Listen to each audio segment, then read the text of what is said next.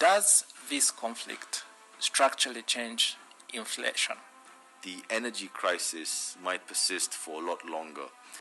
Everything that we import will increase 2x or 2.5x.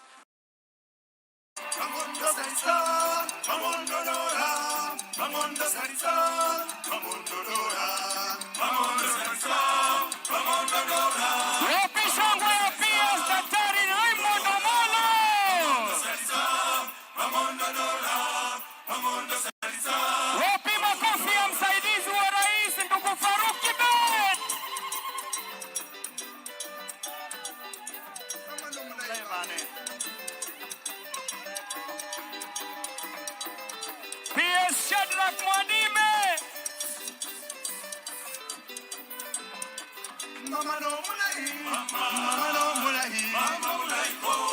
PS Idris Okota.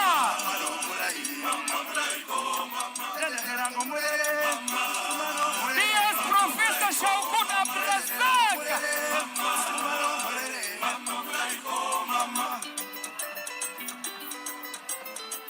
PS Joseph Motari.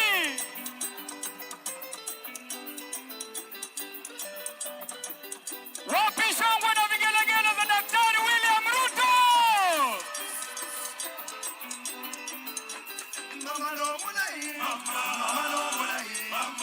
PS watu wa Ureria Rono.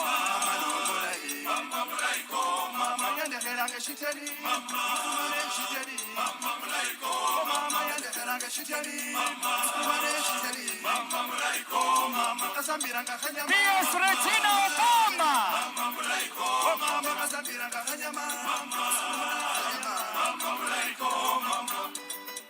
Wapi shangwe na vigelegele wananchi wa Vihiga.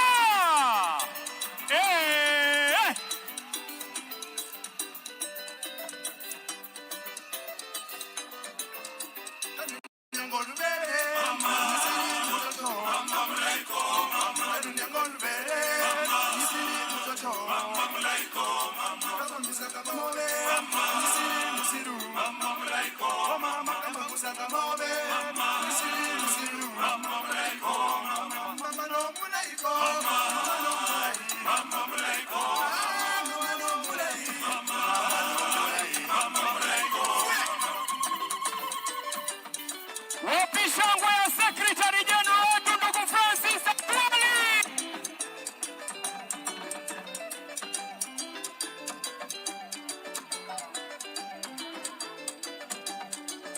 Tone, ingiza mapeka. Wapi Nadime ndugu yetu kutoka Kutu.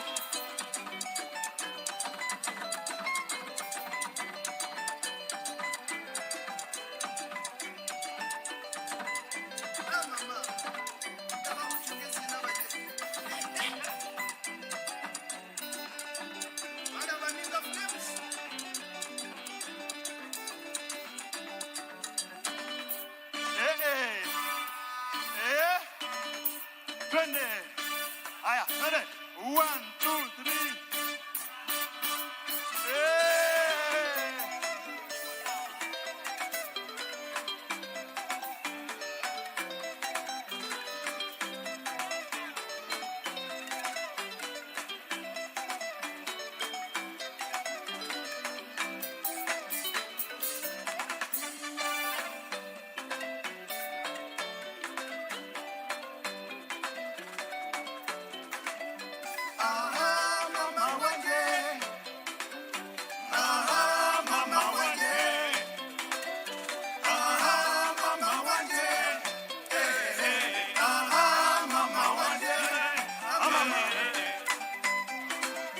Karibu sana PS wetu wa afya, Dr. Oruga.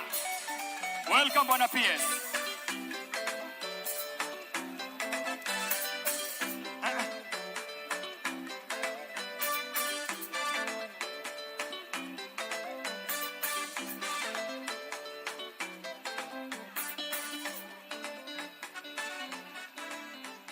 Wapi vigelegele? Ninga.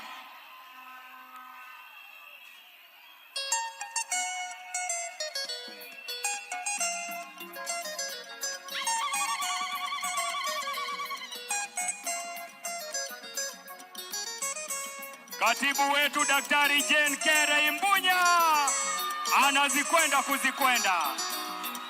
Twende Madam PS. Manyori muhanda shichomoko ndebi anami huyu ni bila anami unjibi arangwe shinango mbemu masiza ikambi wakayeka. Manyori muhanda shichomoko ndebi anami huyu ni bila anami unjibi arangwe shinango. Wapi PS wetu Beatrice Inyangala.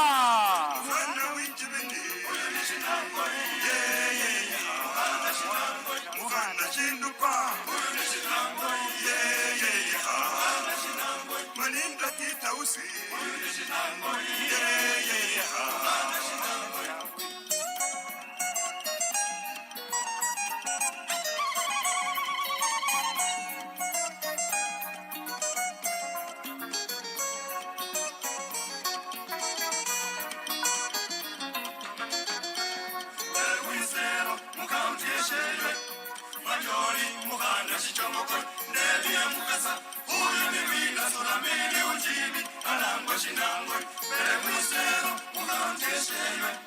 Manyori muhanda shichomoko ndebi amukasa huyu ni bila suramili unjibi arangwa shinangwe. Atwoli uliyeko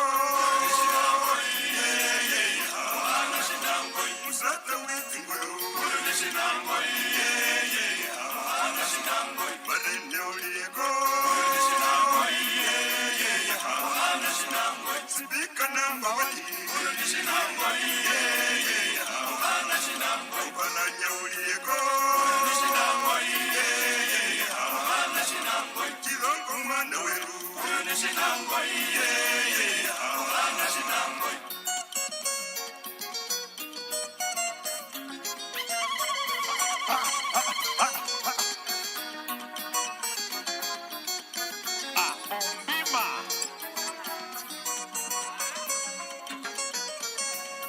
Machanja mukaute bungoma. Manyori muganda shichomoko ndebi wafula huyu ni bina wafula unjibi arangwa shinangwe mbele na machanja mukaute bungoma. Manyori muganda shichomoko ndebi wafula huyu ni bina wafula unjibi arangwa shinangwe. Wetangula uliyeko mulindi wa mbapo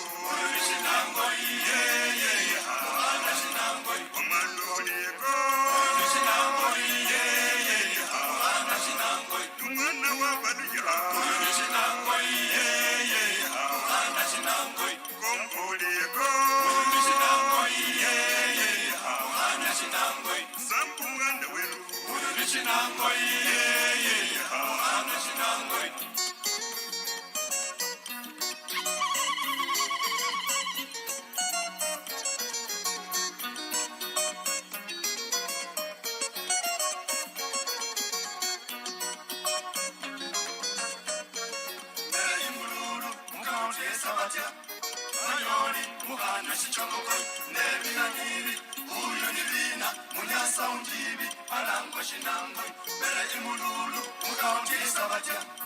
Manyori muhanda shichomoko ndebi naniri huyu ni bina munyasa unjibi arangwa shinangwe. Udabadi uliyeko shinangwe muhanda shinangwe mwami wa mbirabe huyu shinangwe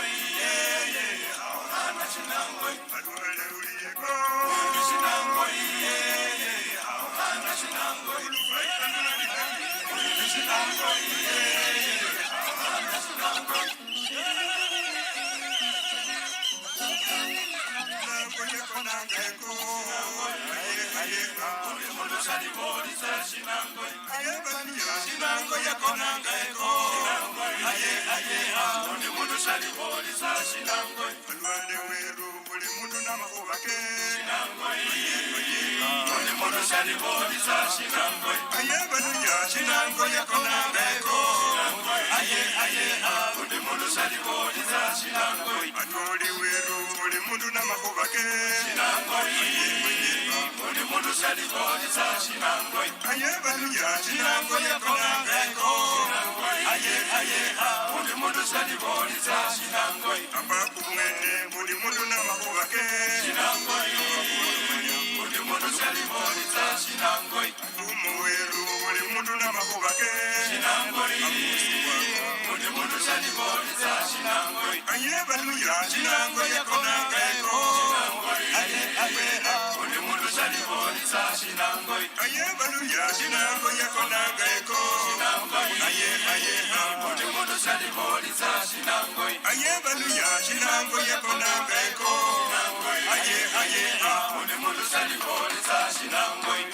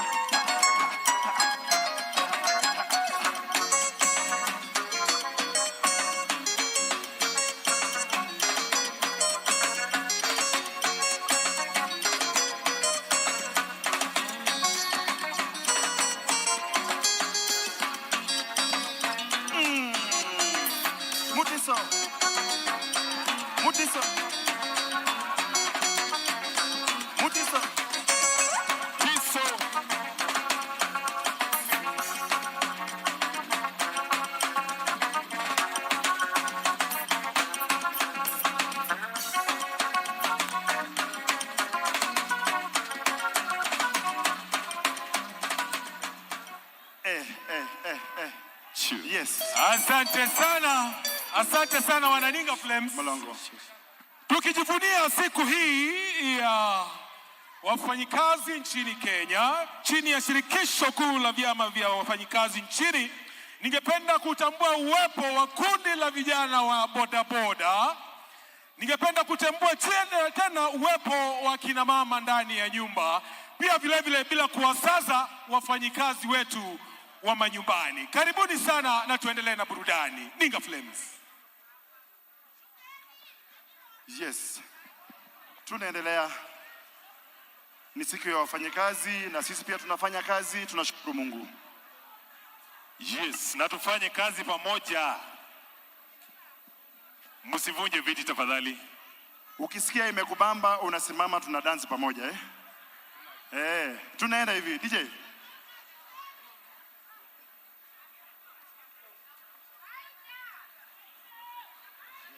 Yes. Right.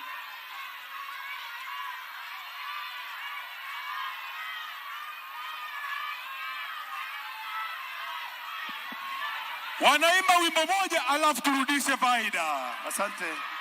Asante sana Ninga Flames.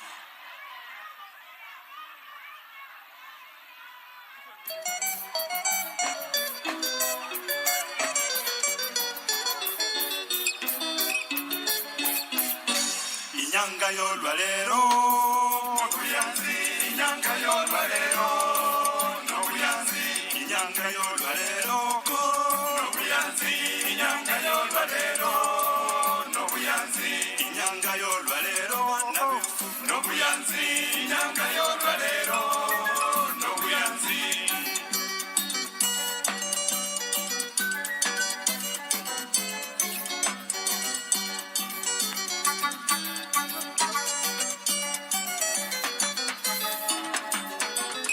Inyanga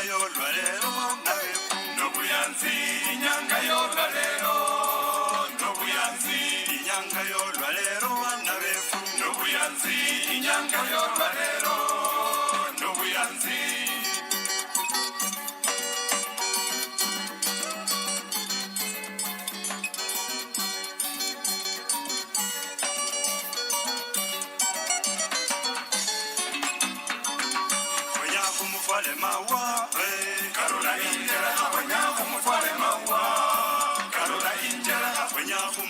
mawa mwana wefu Karula injereka kwenya kumufale mawa Karula injereka kwenya kumufale mawa mwana wefu Karula injereka kwenya kumufale mawa Karula injereka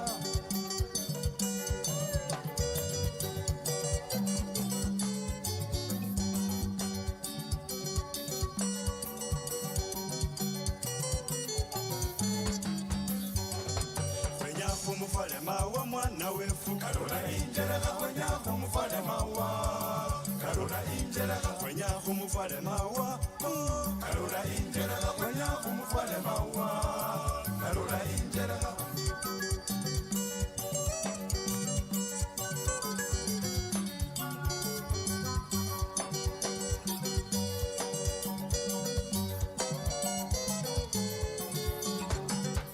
Arusi yolwa lero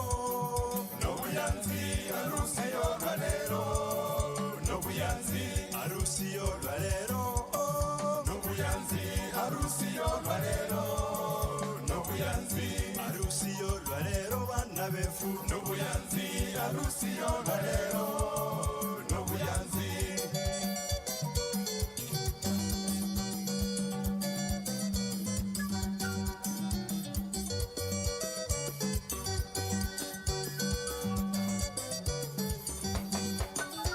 Kwenya kulola bamuyanza Kwenya kulola bamuyanza Bamuyanza Kwenya kulola Kwenya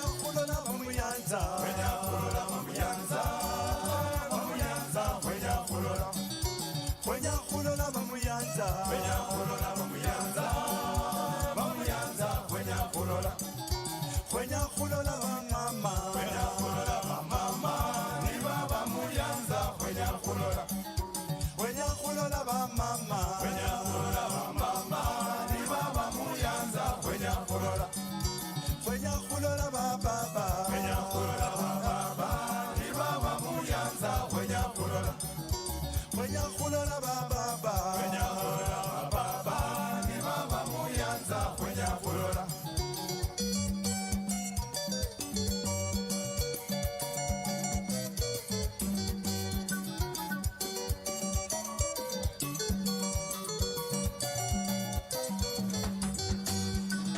Kwenya kulola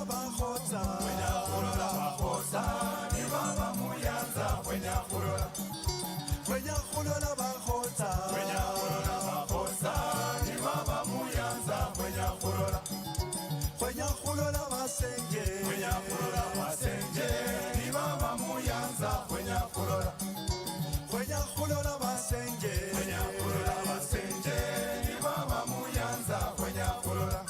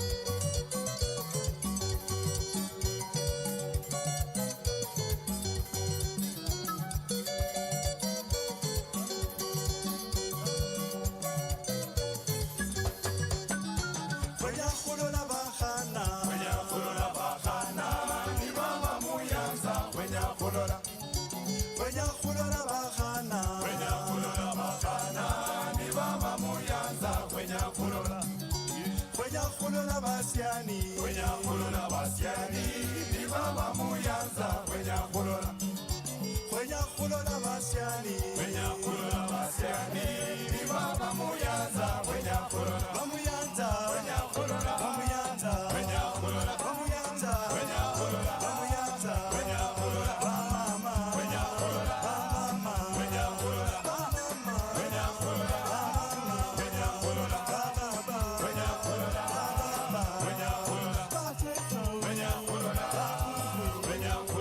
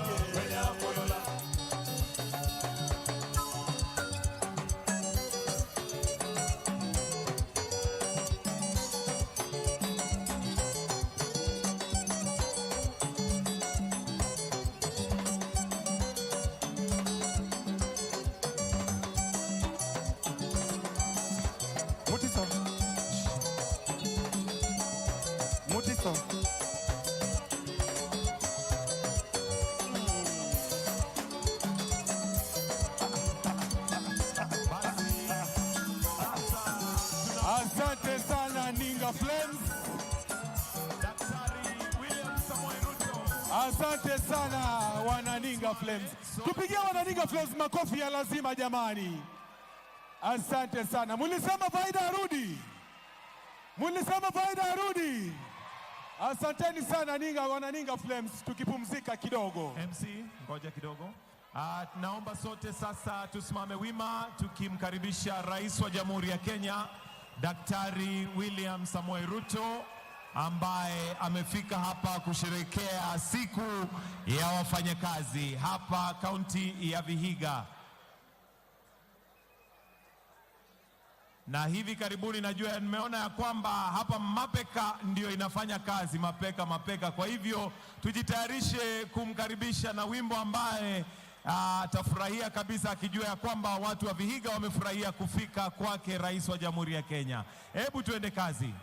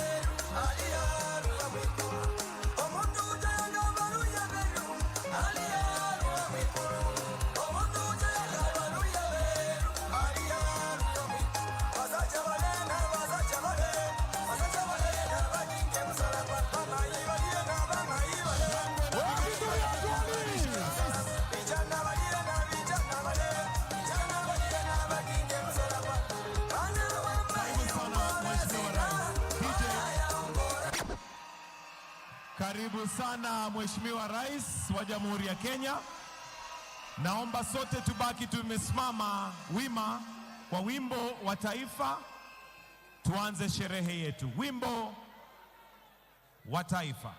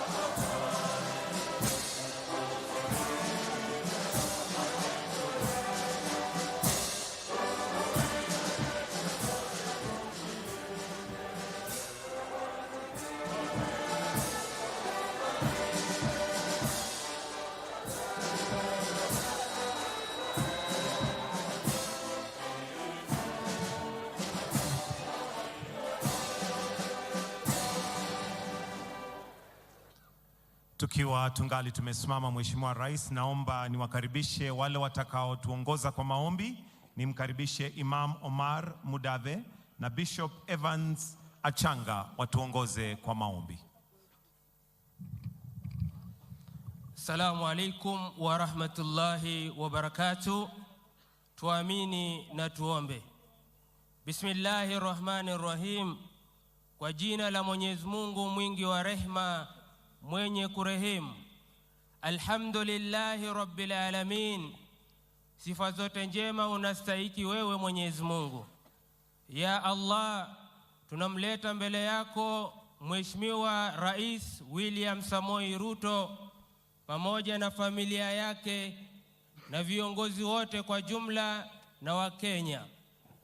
Tupe amani na utuepushe na kila shari. Ewe Mwenyezi Mungu, tulindie taifa letu la Kenya, utupe upendo na amani baina yetu. Tushushie mvua yenye baraka, utusamehe makosa yetu na usituadhibu kutokamana na madhambi yetu. Uwalinde wafanyikazi wote katika taifa la Kenya, uwaruzuku riziki ya halali kutokamana na kazi ya mikono yao. Tupe amani, utulivu, baraka mwanzo wa sherehe hii na mwisho wa sherehe hii. Kwa hayo tunaomba na kuamini. Amin.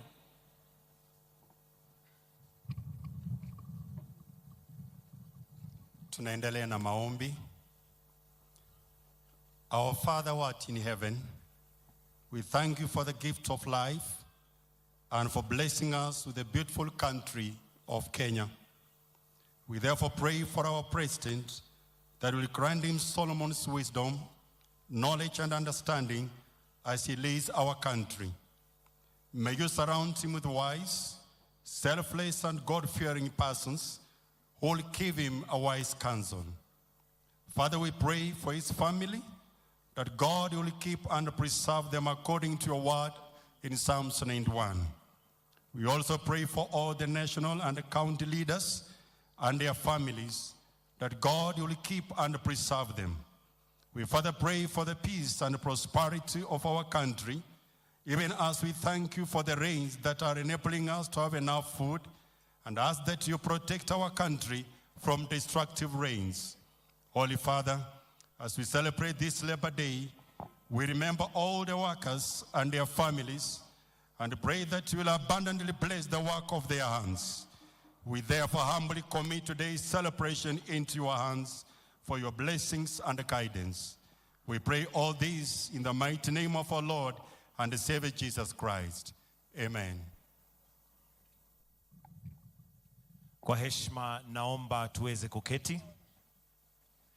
Mheshimiwa Rais Daktari William Samoei Ruto, Rais wa Jamhuri ya Kenya na Amiri Jeshi Mkuu wa Majeshi ya Ulinzi, Waziri Mwandamizi Daktari Musalia Mudavadi, Spika wa Bunge la Kitaifa Mheshimiwa Moses Masika Wetangula, Waziri wa Leba Daktari Alfred Mutua, mawaziri wote mliofika siku ya leo, makatibu wote waliofika wakiongozwa na Katibu wa Leba Mwadime PS for Labor and Skills, Katibu Mkuu wa Koti Francis Atuoli, mabalozi, Gavana wa Vihiga Daktari Wilbur Otichilo, magavana wote waliohudhuria, wabunge na viongozi wa serikali kuu na serikali gatuzi, wafanyikazi ambao leo ni siku yenu ya kusherekewa na ya kuwatambua.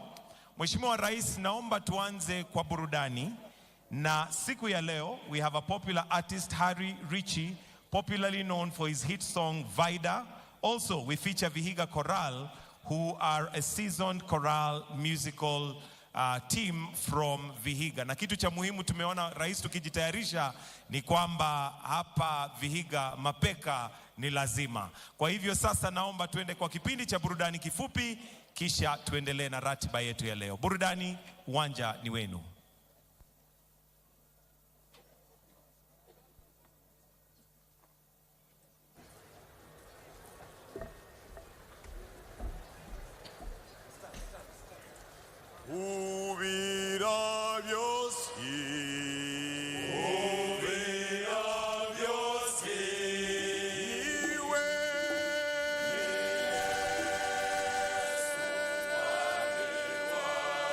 Amen.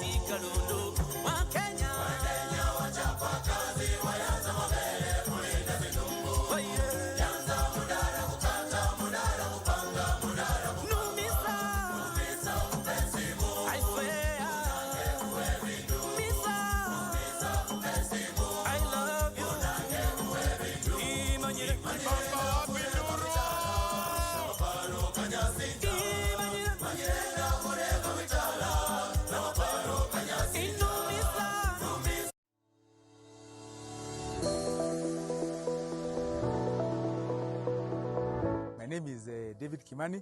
I'm the CEO and founder of Apollo Children's Science Park. We are an integrated science park, the first science park in the country, the first science park in the East African region. We have built this space on 5 acres. Initially, we had bought 4 acres of land, but because of the size and the scale of the project we're working on, we needed to expand our space. And it is to my credit that we went to, and they supported our expansion program.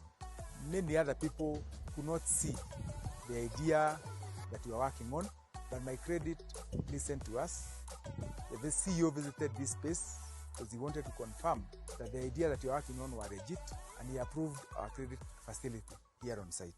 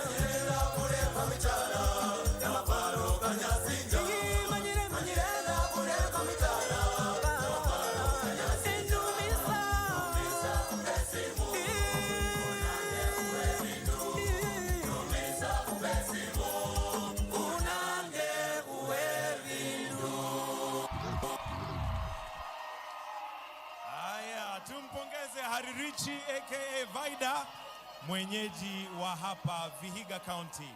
Mheshimiwa Rais, kwa sasa tutaenda kwa display ya zile vitu ambazo wafanyikazi ama wafanyakazi wanafanya mahali mbalimbali, na naomba waanze kutembea nikimkaribisha Francis Wangara ambaye atakuwa anatuelezea kile ambacho tunachotizama wakipita. Kwa hivyo tafadhali bandi tupatie wimbo, wafanyakazi wakiendelea sasa kutembea mbele ya rais wakituonyesha kile ambacho wametuandalia siku ya leo. Karibuni.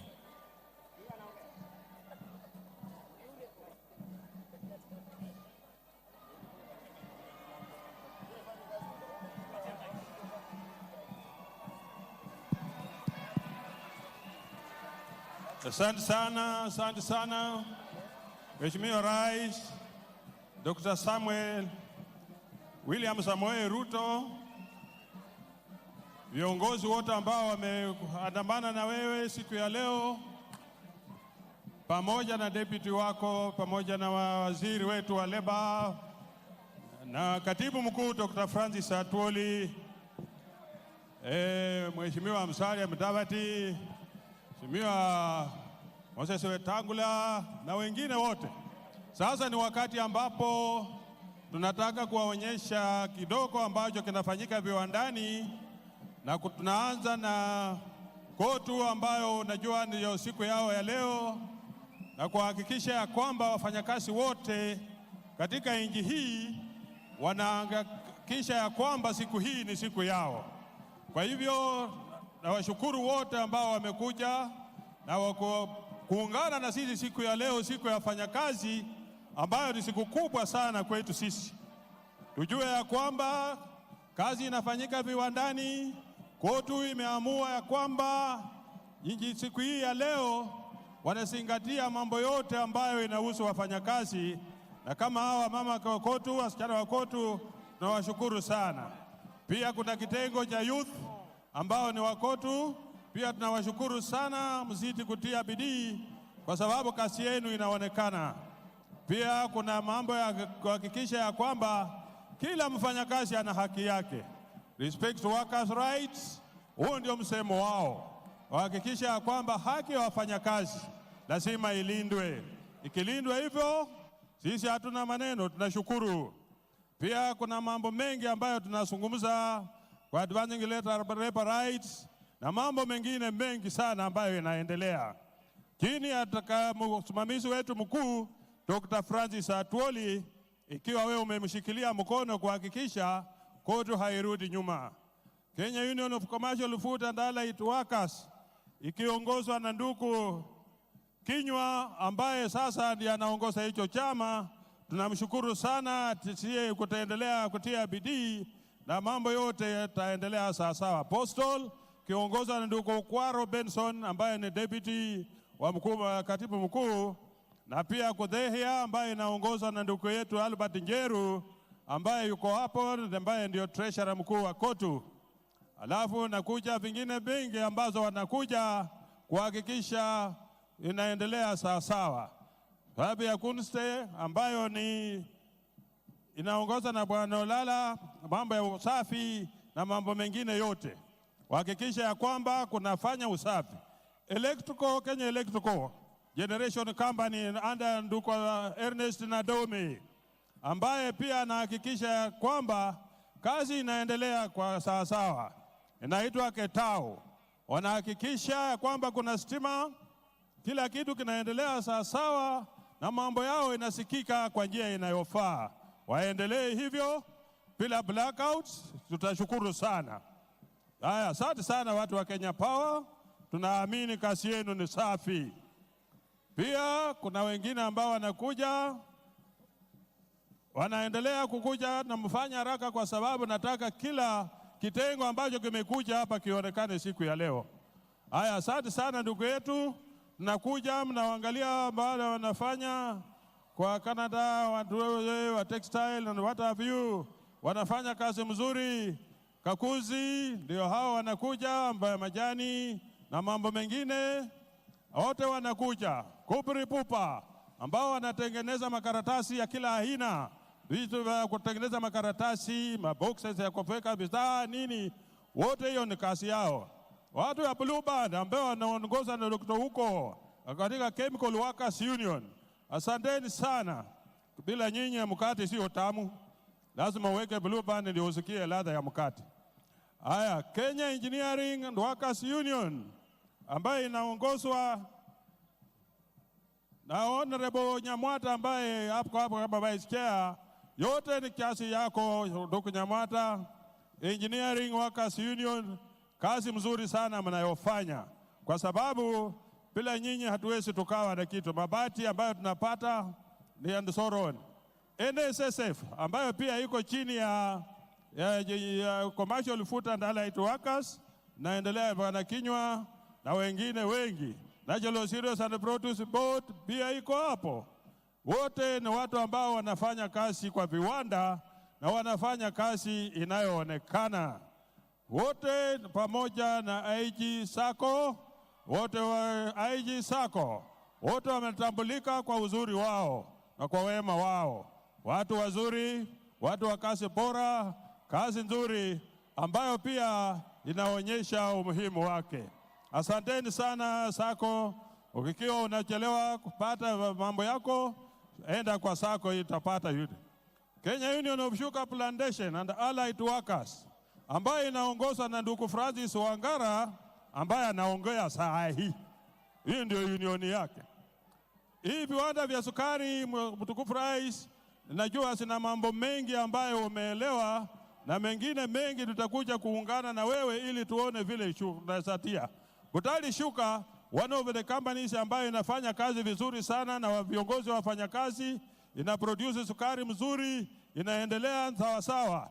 Nzoia Sugar ambao wako hapa ni one of the companies ambazo zilikuwa list, lakini wanafanya kazi mzuri. Tunajua ya kwamba watakuja kuungana na wewe wakati fulani tuongee mengi.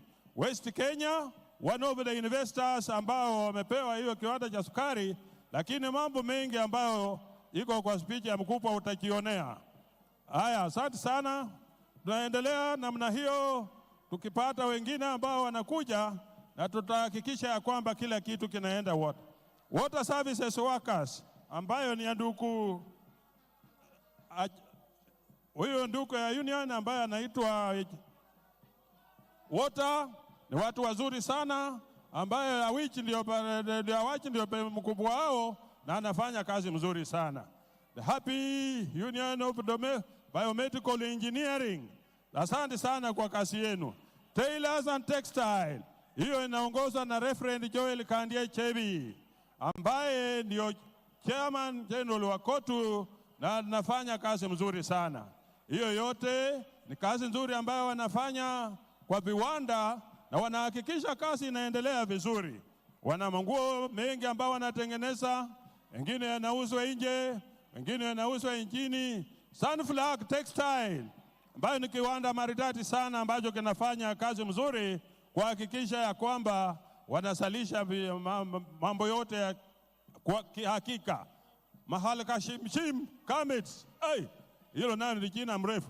Hao pia ni wanatengeneza garments, nguo, na wote ni watengenezaji wa nguo na wanaendelea na kazi yao vizuri sana. Kazi ambayo tunahakikisha sisi wote tunawaheshimu hao watengenezaji wa nguo. Tukitoa nguo zetu zote hapa, kila mtu atakimbia kiholela holela. Lazima tuheshimu kazi yao. Kazi nzuri ambayo mnafanya na Mungu atazidi kuwarehemu. Asante sana watu wetu ambayo ni top new knitwears, hao pia ni watengenezaji wa nguo. Nahakikisha ya kwamba Happy Labor Day siku inaendelea vizuri. Knit ndio hao pia wanakuja. Hao wote ni watu ambao wanatengeneza nguo na kazi yao inaendelea vizuri. Asante sana. Water Services niambiwa naongoza na Sister Matilda. Asante sana Sister, pole. Haya, walimu wetu Kenya Union of Teachers NAT, kifundi kikubwa ambacho kinaendeleza na ndugu yetu ambaye ni Bwana Oyu Collins ambaye anaendesha chama vizuri, na tunawashukuru sana walimu kwa kumpa ndugu yetu huyu nafasi nyingine ya kuongoza nyinyi. Muendelee hivyo, maslahi yenu yote yatasikizwa, kwa sababu tuna haja kuhakikisha mnaendelea sawa. Amalgamated Union ambaye ni Sister Rose pia ndio hiyo inakuja hapo, na tunajua ya kwamba hawa ni watu ambao wanafanya kazi nzuri sana kwa viwanda kuhakikisha chuma na kila jambo ambalo linatendeka linaendelea sawa sawa. Transport and Allied Workers Union inaongozwa na ndugu Otieno, the youngest general secretary in our SACCOS.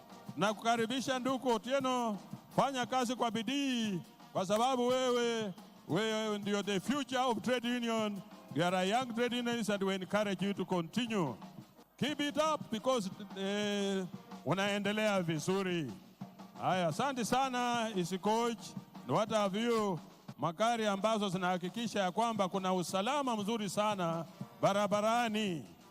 Bata ambayo ni shoe naongoza na ndugu Maina, ambayo pia wanahakikisha wanatengeneza viatu mzuri ambazo sisi wote tunafurahia. Asanteni sana Shoe and Leather na wengine wengi ambao wanaendelea kupita. Asanteni sana, Mungu azidi kuwabariki, mnafanya kazi mzuri. Asante sana Golf Hotel Kakamega, chini ya Hotel Workers. Hawa ndio wapishi wetu ambao wanahakikisha kazi mzuri inafanyika Golf Hotel Kakamega. Ukitaka chakula safi, ukitaka jambo gani, tembelea Golf Hotel Kakamega. Hao wanajua chakula yao ni safi, kila kitu chao ni safi. Ukienda hapo unatoka na furaha. Aya, asante sana wale wengine ambao wanakuja East African Breweries Limited, wanakuja hapa na wanahakikisha ya kwamba tunakaa maisha mazuri. Baada ya kazi tunaburudika. Asante sana. Asante sana BAT ambao saa zingine saa ya baridi kwa wale ambao wanazoea sigara tunavuta kidogo, lakini usitokomee sana kwa sababu ina mambo yake. Veterinary ambayo inaongozwa na ndugu Miheso pia iko hapo, inaendelea mzuri. Alafu Auto Kenya, Leleshwa na wote ambao wanakuja. Delimonte ambayo ni ya plantation and agricultural workers commercial pia iko hapo. Wote wanaungana pamoja kuhakikisha Delimonte inaendelea. Faridi Diet Sacco Society Busia County, asanteni sana kwa kufika, kwa sababu nyinyi ni watu wetu na ni watu wakubwa. Roots, asanteni sana, mnachunga watoto, mnahakikisha watoto wanako sawa sawa chini ya hospitali yenu ambayo ni kawaida, wanafanya kazi mzuri. Nairobi Hospital celebrating 70 years, wanatutakia happy Labor Day na wanaendelea vizuri. Hizi tunashukuru nyinyi sana.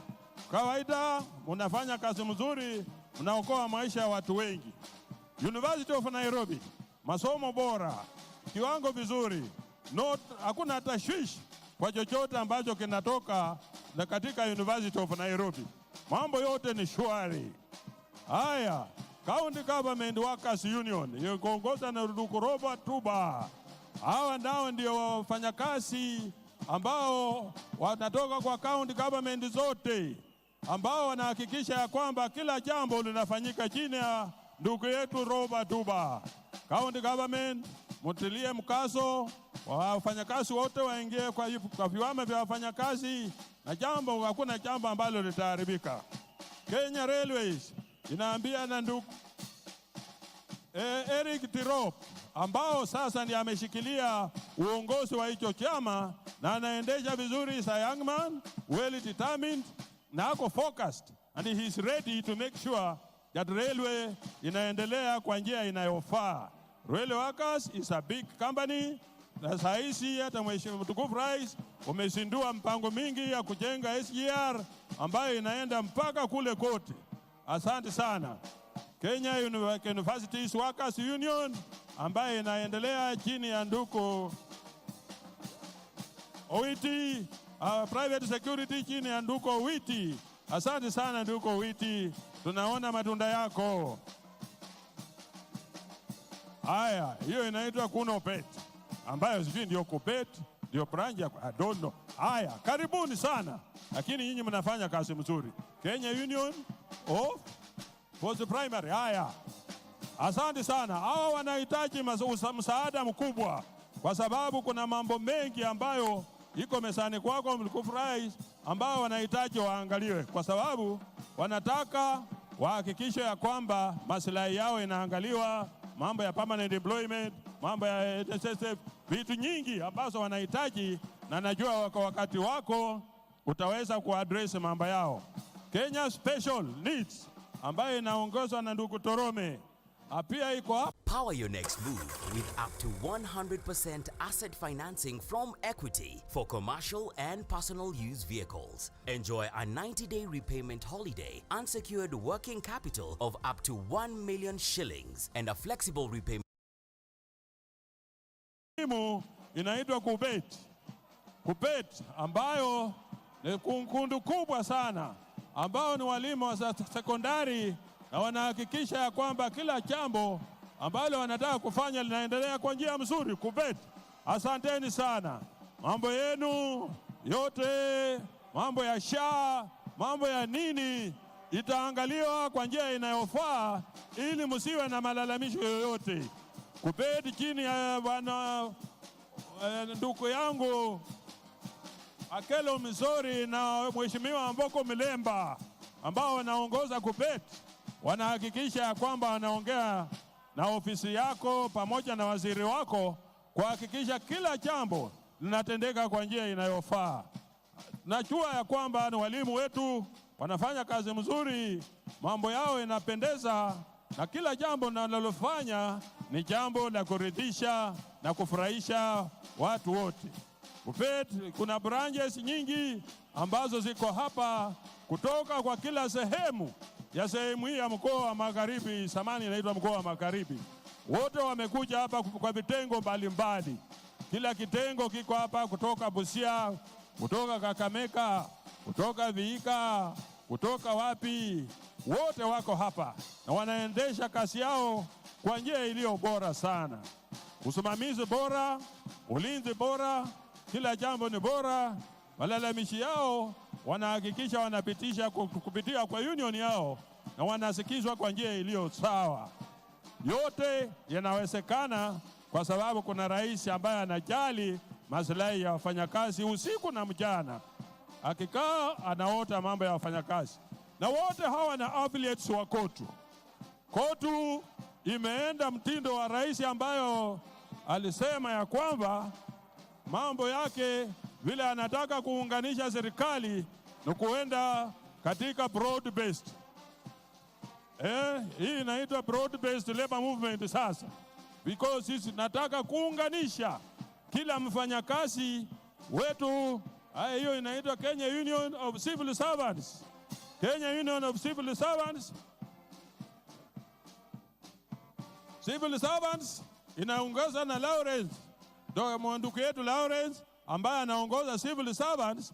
Amesema ya kwamba wakati ni sasa, na kama sio sasa ni sasa hivi, kwa sababu Civil Servants imeamua ya kwamba wanataka kwenda katika mwelekeo mmoja na Central Organization of Trade Unions. Hawataki kubaki nje, kwa sababu sauti ya mfanyakazi inatoka kwa kitengo kimoja, na hapo ndio KOTU imepanuka, inazidi kupanuka, inazidi kuwa na nguvu, na mahakikisha ya kwamba wafanyakazi wote wanaongea kwa sauti moja, ili tukija kwako kama civil servants ujue kwamba sasa nyumba ya KOTU imepanuka na inaendelea kuwa kubwa. Hata wale ambao wako nje wajue ya kwamba bado wanakaribishwa kujiunga na KOTU, wasibaki huku nje because ni wakati wanaharibu. G4S ambayo sasa ni ya ndugu Andabwa, nayo hii inahakikisha ya kwamba kuna usalama kwa kiwango chake. Unahakikisha ya kwamba kila jambo ambalo wanahusika nalo linaendelea kwa njia mzuri. Wana provide very professional security ambayo inahakikisha ya kwamba kuna usalama wote. Asante sana. Haya, asante sana security, Chief OS. Nyinyi ni watu wazuri. Mungu azidi kwa rehemu na kuwapa ujasiri wa kuhakikisha mnafanya kazi yetu kwa njia mzuri. SGA Securities pia ni kitengo ambacho chini ya private security and kuandabwa. Hawa nao wanahakikisha kwamba kila jambo wanalolifanya ukiingia kwa kampuni yao wanahakikisha kwamba wanakulindia mali yako kwa njia inayofaa na kuhakikisha hauna shida, hata kama unaandika kwa wakati wowote ambao wanafanya kazi wako sawa na wanaendelea kwa njia inayofaa. Kata World ni pia security firm nyingine ambayo pia inahakikisha kwamba mambo yao inaendelea kwa njia inayofaa. Wana provide security mzuri, wanahakikisha kuna jambo lolote kwa client wao ambao wakati wanalinda mali yake. Asanteni sana Catwalk, asanteni sana na wengine wote ambao wanaendelea kukuja. PM Securities pia ni kampuni nzuri, kampuni ambayo inatambulika both locally and internationally. Watu wazuri wanalinda mali yetu kwa njia inayofaa na hawawezi kukupa aibu wakati wowote wanalinda mali yako. Hawa ni watu wazuri, wanafanya kazi kwa njia inayofaa professionally. Alafu inakuja Securex ambayo pia ni kampuni ambayo ni ya ulinzi na inafanya kazi mzuri. Inafanya kazi ya kulinda mali na hakikisha kila jambo linaendelea vizuri na wanahakikisha mambo yanatendeka kwa njia inayofaa. Mambo mazuri, kila jambo ni nzuri, kila mwananchi ni mzuri, wahakikisha nchi inaendelea vizuri.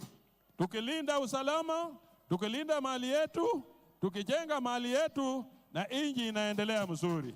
Tunampa rais kazi rahisi ya kutuongoza kwa sababu kila jambo tunalolifanya ni jambo la muhimu. Asanteni sana wale wengine wanaofuata kwa njia inayofaa. Nyinyi mnaitwa nani?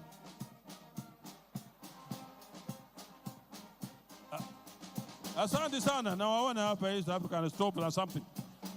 Fanyeni kazi yenu kwa njia inayofaa kwa sababu nyinyi ndi watu wazuri. Kama siwaone vizuri lazima niwaulize mnaitwa nani nyinyi. Haya, asante sana. Kazi mzuri ambayo mnafanya. Asante na Mungu azidi kuwabariki. Mfanye kazi kwa njia inayofaa, kwa bidii na kwa kazi ambayo mnahitajika.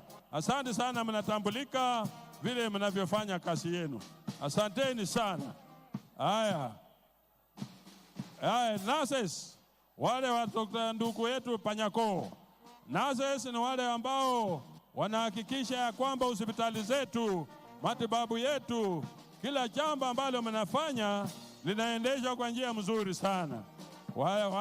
Ndugu zetu wa nurses wanakuwa na sawa mzuri, wanafanya kazi kwa njia inayofaa, na ndugu yetu ambaye ni Mseti Panyako anaendesha hicho chama professionally. Njia mzuri, maelewano mazuri, kazi mzuri. Yoyote ambayo mnafanya ni kazi ambayo inatambulika.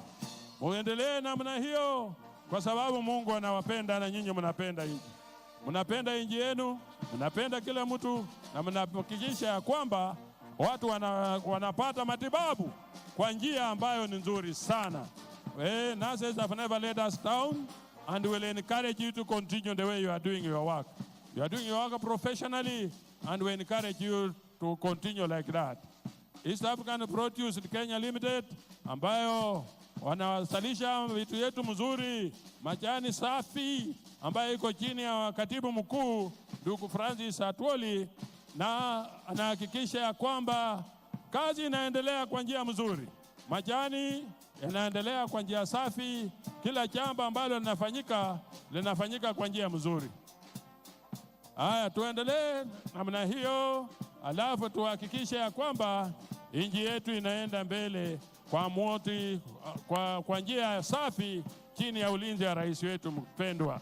KCC ambayo sasa imerudi naendelea na iko sawa. Alafu hiyo miwa unaona inatoka Mumias Sugar Company. Mumias Sugar Company is back na imerudi. wanahakikisha ya kwamba saa hizi ni kusiaga na kushukuru kwa sababu uamuzi ulichukua kubinafsisha hizi kampuni. Sasa inahakikisha it is back, inaendelea, ina produce sukari na iko kwa njia mzuri sana. Haya, asanteni sana. Nafikiri kwa hayo mengi na machache, na washukuru sana na asante kwa kunipa nafasi yenu kuongea na nyinyi. Mungu awabariki. Asante sana mtangazaji mwenzangu. Tuwapongeze wafanyakazi tafadhali kwa makofi, wakiwa sampuli ya wafanyakazi wote ambao wanafanya kazi mahali mbalimbali hapa Kenya. Mheshimiwa Rais, sasa tutaenda kwa kipindi cha hotuba, na naomba tuanze hicho kipindi na kumkaribisha Gavana wa Vihiga Dr. Wilbur Otichilo aweze kutukaribisha hapa Vihiga County. Hebu tumkaribishe kwa makofi Gavana wa Vihiga County Daktari Wilbur Otichilo. Karibu.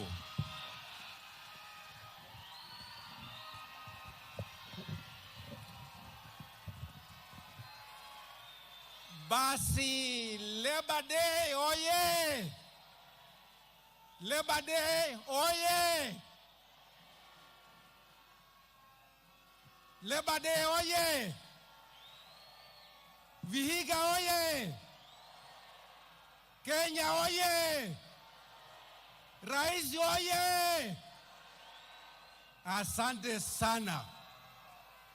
Kwanza nataka kuchukua nafasi hii, Rais wetu wa Jamhuri ya Kenya, kumkaribisha nyinyi nyote hapa Vihiga County.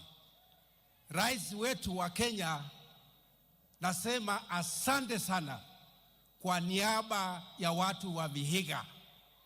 Hii ni historia ambayo tunaweka hapa Vihiga na Kenya kwa jumla, kwa sababu Rais, hii ndio mara ya kwanza Kenya tangu tupate uhuru ndio Labor Day imekuwa celebrated outside Nairobi.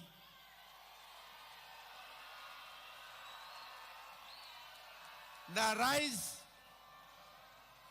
kama hungekuwa wewe ambao ulipropose kwamba Labor Day ifanyike hapa Vihiga, hatungekuwa hapa. Kwa hivyo kwa niaba ya watu wa Vihiga na jimbo la Magharibi, nasema asante, asante sana. Pia nataka kutoa shukrani kubwa kwa Secretary General wa KOTU ndugu Francis Atwoli na Executive Committee yake kwa kukubali kwamba Labor Day ya 61 Labor Day iwe tusherekee hapa Vihiga. Kwa hivyo nasema KOTU asante sana, asante sana. Na Rais, umejionea mwenyewe kwamba ile jambo ambalo ulisema tukue hapa inaonyesha kwamba wafanyakazi wanafurahia sana sana kwa sherehe hii kuja mashinani, na nina hakika kwamba zile sherehe zitakuja baadaye, zitakwenda kwa mashinani kwa kaunti zingine. Pia Rais, niruhusu pia nitoe shukrani kwako, kwa sababu hii sherehe tulikuwa na kusudia kwamba itafanyika pale Kidundu Stadium, lakini kwa vile stadium ujenzi ilianza baadaye, ilikuwa lazima tupate mahali pengine pa kufanya hii sherehe, na ulikubali kwamba hii sherehe iwe hapa. Kwa hivyo nasema asante. Pia nasema asante sana kwa wewe kukubali Kidundu Stadium kujengwa hapa Vihiga. Hiyo stadium italeta mabadiliko makubwa sana hapa Vihiga. Rais, niruhusu kwa niaba ya watu wa Vihiga na viongozi wa Vihiga County, MPs wote, MCAs wote na viongozi wote wa Vihiga County kusema shukrani kubwa kwako kwa vile wakati huu tunazungumza hapa tuko na miradi mingi ambao wewe umeanzisha hapa Vihiga, ambayo imebuni kazi kwa wananchi wetu wengi sana. Miradi ambayo umeanzisha ni mingi. Kwanza kwa upande wa ujenzi wa markets, tuko na markets 10 ambayo inajengwa Vihiga wakati huu, na hii markets ikimalizika itabuni kazi nyingi sana. Pia tuko na nyumba za affordable housing ambao zinajengwa hapa Vihiga. Tuko pia na hostels ambao zinajengwa. Tuko na barabara salami karibu 5 zinajengwa. Rais, hii miradi yote imeleta kazi kwa vijana wetu na akina mama wetu. Kwa hivyo wakati huu ninazungumza, hii miradi imebuni kazi kwa watu wetu wa Vihiga. Pia Rais, niruhusu nikushukuru kwa kukubali kwamba Vihiga iwe moja ya counties ya Kenya ambao wako na county aggregation and parks ambao ni ujenzi wa viwanda ambao itakuwa pale Luanda. Hiyo KAIPS inajengwa na ikimalizika tutakuwa na kazi mingi sana hapo. Pia Rais, pia ni uruhusu nitoe shukrani kwako. Watu wa Vihiga wamesema kwamba kwenda Nairobi ni kazi ngumu sana kwa vile traffic jam kutoka Nakuru kwenda Nairobi imekuwa kubwa sana, tunachukua masaa mengi. Lakini wewe umeanzisha dual carriage kutoka Rironi ambayo itakuja mpaka Nakuru, Mau Summit na baadaye mpaka Malaba. Hiyo itafungua uchumi wa Western Kenya. Kwa hivyo sisi watu wa Vihiga wa Western Kenya tunasema asante sana kwako. Pia tunatoa shukrani kwako kwa vile pia SGR ambayo imefika Naivasha, inatoka Naivasha itakuja mpaka Kisumu mpaka Malaba. Tunasema asante sana. Na hii SGR inapitia hapa kwetu Vihiga, Luanda Town. Tunasema asante. Lakini Rais, nimeulizwa na hawa watu wangu wa Vihiga na leadership wa Vihiga kwamba Luanda tuwe na station ya SGR. Mortein Doom, with its trusted formulation, it provides protection in seconds. So spread the Mortein Doom message of how you and I can fight to end malaria. Mortein Doom, Kenya's #1 choice. Na watu wa Vihiga tunaomba tuwe na SGR station hapo Luanda ambao itafungua mawasiliano ya Western Kenya kwa watu wote. Rais, nataka kutoa pia shukrani kwa sababu area hii ya Western Kenya tuko na labor courts. Huko Busia tuko na labor court, Bungoma tuko na labor court, na hapa Kakamega pia tuko na court of appeal ya courts. So kwa hivyo courts za kuhusiana na maneno ya labor matters ziko hapa. Ile ningependa kuuliza tu hapa Vihiga tukubaliwe tuwe na registry ya labor courts so that tukiwa na mzozo tuwe tunaweza kuwa nayo hapa. Mwisho, Rais, tuko kwa hii shule ya Chavakale High School.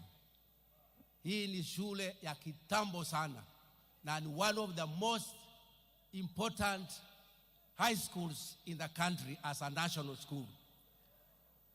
Hii shule vile ukiangalia, Rais, unaona mijengo yake ni ya zamani, na wakati huu tuko na over 2,000 students hapa. Kwa hivyo nimeulizwa na viongozi wangu, uongozi wetu wa Vihiga na management ya college ya high school hii, kwamba tuone vile mijengo ya shule hii inaweza imarishwa ikiwe mijengo ya kisasa na tuwe na ghorofa. Kwa hivyo hiyo ndio ombi peke yake, Rais, nitaomba kwa leo, kwa vile miradi tayari ni mingi, tunataka tumalize kabla hatujauliza zingine. So Chavakale High School kama inaweza patiwa some positive affirmative action, tutakubali. Sasa nataka kuchukua nafasi hii kwa introduce leaders ambao wako hapa, ambao wamekuja kuhudhuria sherehe ya leo, na nitaanza na governors ambao wako hapa. Tuko hapa na governor wetu wa Kakamega, Fernandez.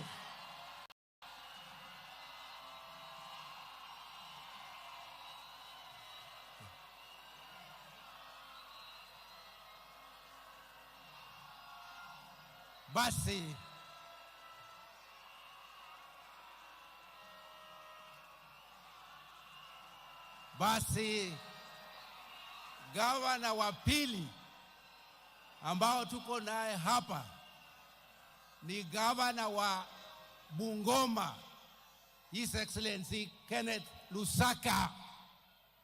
Kenneth Lusaka. Haya, tuko pia na my deputy governor ako hapo, Wilberforce Kitienzo.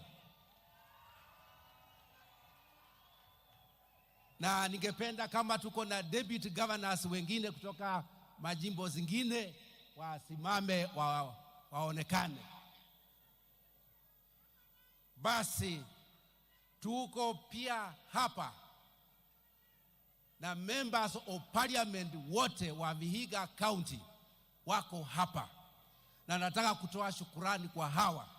Tumefanya kazi pamoja tukijitayarisha kwa siku ya leo. Kwa hivyo MPs wote wa Vihiga County, simameni muonekane.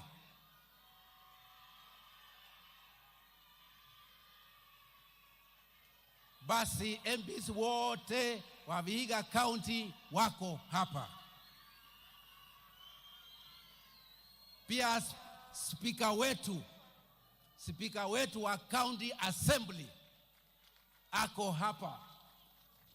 Omulele, Honorable Mulele ako hapo. Pia Honorable Mulele amekuja na County Assembly yote iko hapa. Members of County Assembly, ningependa msimame muonekane. Na natoa shukurani sana kwa members of Assembly, wametusaidia sana in mobilization, na pia members of National Assembly. Ningependa pia kuintroduce my senior government officials of Vihiga, that is my CCMs na chief officers, wote wako hapo. Simameni muonekane. Hao ndio chief officers wangu ambao tunafanya nao kazi. Pia ningependa kusimamisha elders na stakeholders kutoka Vihiga ambao tumealika wakuje kwa sherehe ya leo. So stakeholders, senior stakeholders ambao wako pande hii ambao mmealikwa, simameni muonekane. Asante. Pia ningependa kusema asante kwa wale wote ambao nyinyi mmekuja siku ya leo kwa sherehe ya leo. Kwa niaba ya viongozi wa Vihiga County nataka kusema asanteni, asanteni sana kwa kuhudhuria sherehe ya leo. Tumeweka benchmark na nafikiria kuenda mbele. Kotu tutakuwa tukiweka Vihiga as a benchmark. Kwa hayo mengi nasema asanteni sana. Mungu abariki Vihiga, Mungu abariki Kenya. Na kabla sijaondoka, kabla sijamaliza, nataka mnipatie museme rais hoye, rais hoye, Atuoli hoye, Kenya hoye. Asanteni sana na Mungu ambariki. Tumpongeze Governor Otichilo. Asante sana kwa hotuba na kutukaribisha hapa Vihiga County. Kwa sasa Mheshimiwa Rais, naomba nimkaribishe Brother Reverend Joel Chebii aje amkaribishe Secretary General wa KOTU. Tumpigie makofi tafadhali akija mwenyekiti wa KOTU Brother Reverend Chebii. Mheshimiwa Rais wa Jamhuri ya Kenya Dr. William Samoei Ruto, tunakushukuru sana kwa maana nafikiri hii ni mara ya 3 kuwa katika mkutano ya wafanyakazi. Inaonyesha moyo wako inaangalia walio wanyonge na wale wengine pia ambao wamefanikiwa. Na kabla sija sema kitu, alafu nikaribishe mwenyewe ambaye ni Secretary General of KOTU, maana President ni guest of honor katika mkutano huu. Na mimi nimeona nyinyi watu ya Vihiga na wale wafanyakazi ni watu wazuri sana, na mimi najua Mungu, nyinyi ni watu ambao umeomba sana. Hakuna mkutano mwingine umekuwa kama hii. Mungepigia Mungu makofi kwa sababu ya hiyo. Asante. Wacha nisimamishe wale Secretary Generals ya KOTU wote, muone wasimame. KOTU officials, simama mahali ulipo. Your Excellency, unaweza ona nyuma, unaweza ona hawa. Watu hawa ni watu ambao tumefanya kazi pamoja na wewe. Na watu ya Vihiga, mnampa makofi watu yetu hawa. Hamuna makofi nyinyi. Your Excellency yangu, nataka kusema hivi. Vile umeamua siku ile ukaongea na Dr. Francis Atuoli, nilipokuja hapa, huyu gavana ya hapa aliniambia alikuwa naomba Mungu akupate, Mungu aongee na moyo wako ili national event ikuje katika mahali hapa. Kwa hivyo najua wewe umefanya vizuri kulete kuongea na Dr. Atuoli, tukaita board ya KOTU na tukakubaliana pamoja, ndio sababu tuko hapa. Lakini Your Excellency, apart wewe kupenda iletwe hapa, wengine wanauliza kwa nini imekuja. Sababu ya sisi kukuja hapa ni kwa sababu kwanza tunakuheshimu na tunaheshimu hii county ambaye Veteran Trade Union imetoka hapa kuliko county ingine. For example, Your Excellency na Dr. Atuoli, Agrimenya inatoka hapa. Hii ni veteran. Joseph Mukala anatoka hapa. Huyu ni veteran ya hapa. Honorable Mwanji anatoka hapa. Brother Rajab Mondi ni veteran anatoka hapa. Katumanga ile ya NAT anatoka hapa. Wasike Ndombi anatoka hapa. Alafu Mheshimiwa Omido anatoka hapa. Sasa kwa sababu ya hiyo heshima, Your Excellency, ndio umefanya vizuri. Mukala aliwacha hiyo kazi kuretire kwenda kwa serikali 2001. Ndipo Dr. Francis Atwoli akachukua vile vile, anatoka sehemu hii. Kwa hiyo unaona watu 10 come from Western veterans. Na Dr. Atwoli amefanya vizuri kwa kazi ile. Tumerutisha yeye na wafanyakazi wamerutisha. Sasa na unajua yeye si mtu rahisi sana. Ni mtu ambao Mungu amempa neema. Mahali yeye ako ILO, president ya watu, kila sehemu. Kwa hivyo, Your Excellency, sisi tunafurahi kukaa na wewe pamoja na hii watu. Na mimi nataka tukaribishe Dr. Francis Atwoli. Kama unajua hiyo China, yeye sai from 2001, by the grace of God, is the longest serving veteran of trade union. Na tunashukuru Mungu kwa neema hiyo. Ningefikiri mnapiga makofi nyinyi. Yes. Sasa yeye vile vile ni mtu msito katikati yetu. Yeye ako na mtoto ya mwaka moja. Katikati yetu yeye ako na mama mdogo kuliko sisi. Kwa hiyo sio mtu rahisi vile unafikiria. Kwa hiyo nitakaribisha yeye, ni mtoto yenu, ametuchunga, amechunga wafanyakazi ya Kenya yote. Makofi kwa nyinyi ambao mnakaa hapa. So Your Excellency, hii team ni team kali. Na kwa hiyo Mungu akubariki kwa kukuja. Na jambo lingine naomba kwa unyenyekevu ni ile ya, kuna kampuni inaitwa Hela, ametoroka na pesa ya wafanyakazi ya mwaka yote.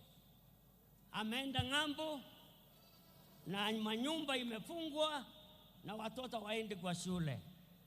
Your Excellency, through Dr. Francis Atwoli, ninaomba kwa unyenyekevu tusaidie kwa sehemu hiyo. Tupige makofi kwa Dr. Francis Atwoli. Thank you, sir. God bless you. Thank you. Thank you very much, Reverend. Watu wafupi ni hatari sana. Anaenda mpaka anasema vile nilivyo, mpaka anafanya watu wote dunia mzima wanajua ya kwamba na ni kweli mimi, na ndio kwa sababu mkanirudisha kwa tamu nyingine ile mtoto wangu asikose maziwa. Your Excellency, before I go on salutation, we have Honorable Fred Omido, the veteran labor leader, and the men who fought for both Kenya and Tanzanian freedom. And before he was relieved in Tanzania to come to Kenya, his history is too long. He had been proposed to be the first president of the Tanzanian people, or Tanzania as a country. But then when they discovered he was a Kenyan, they said, you need to cross the border and leave the position for the late Mwalimu Julius Nyerere. He fought alongside with so many veterans in this country to make us to be where we are today. Ningelipendelea kama Fred yuko karibu acha salamie His Excellency the President. Fred has been a veteran labor leader. Fred has been a member of parliament for Makadara. He was also a councillor in Nairobi and is a man of history. He is the only veteran still living amongst others like the late Clement Lubembe, whom Reverend didn't mention. Clement Lubembe came from this place as well. We had so many labor leaders from here. We had Otenyo, the founder member of the Kenya Railway Workers Union. He came from this place as well, and so many others. Fred was our mentor. We emulated him. And Fred, we always pray for you to be still around. He's on our pension list. Yeah, sema tu jambo.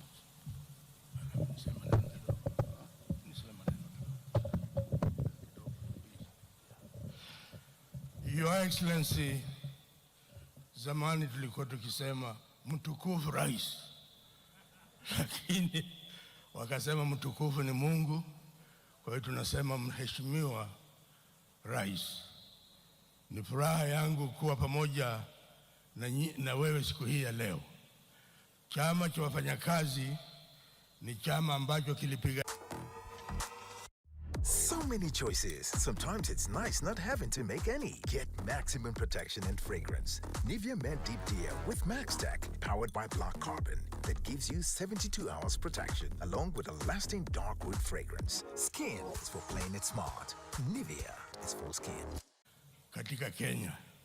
Na wakati Jomo Kenyatta walipofungwa, Tom Mboya na Kibisu walianzisha mtindo wa kupigania kuona kwamba nchi yetu imepata uhuru.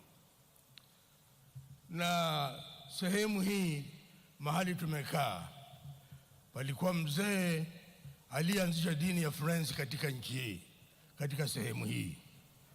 Marehemu nani mzee huyu anaitwa alianzisha, hata nafikiri shamba hii ni shamba yake. Chama cha wafanyakazi kimefanya kazi kubwa, na hatuoni, mimi na fikiri alikuwa Juma Boy, sijui Dennis Akumu, alikuwa Juma Boy. Hatuoni akiwa shop steward katika posta, alikuwa anafanya kazi kwa posta, na akawa shop steward mzuri sana sana, na matajiri wakaona huyo na wasumbua, wakataka kumtupa Wajir. Wanataka kumtupa Wajir. Wajir hakuna posta, ni agency katika ofisi ya DC.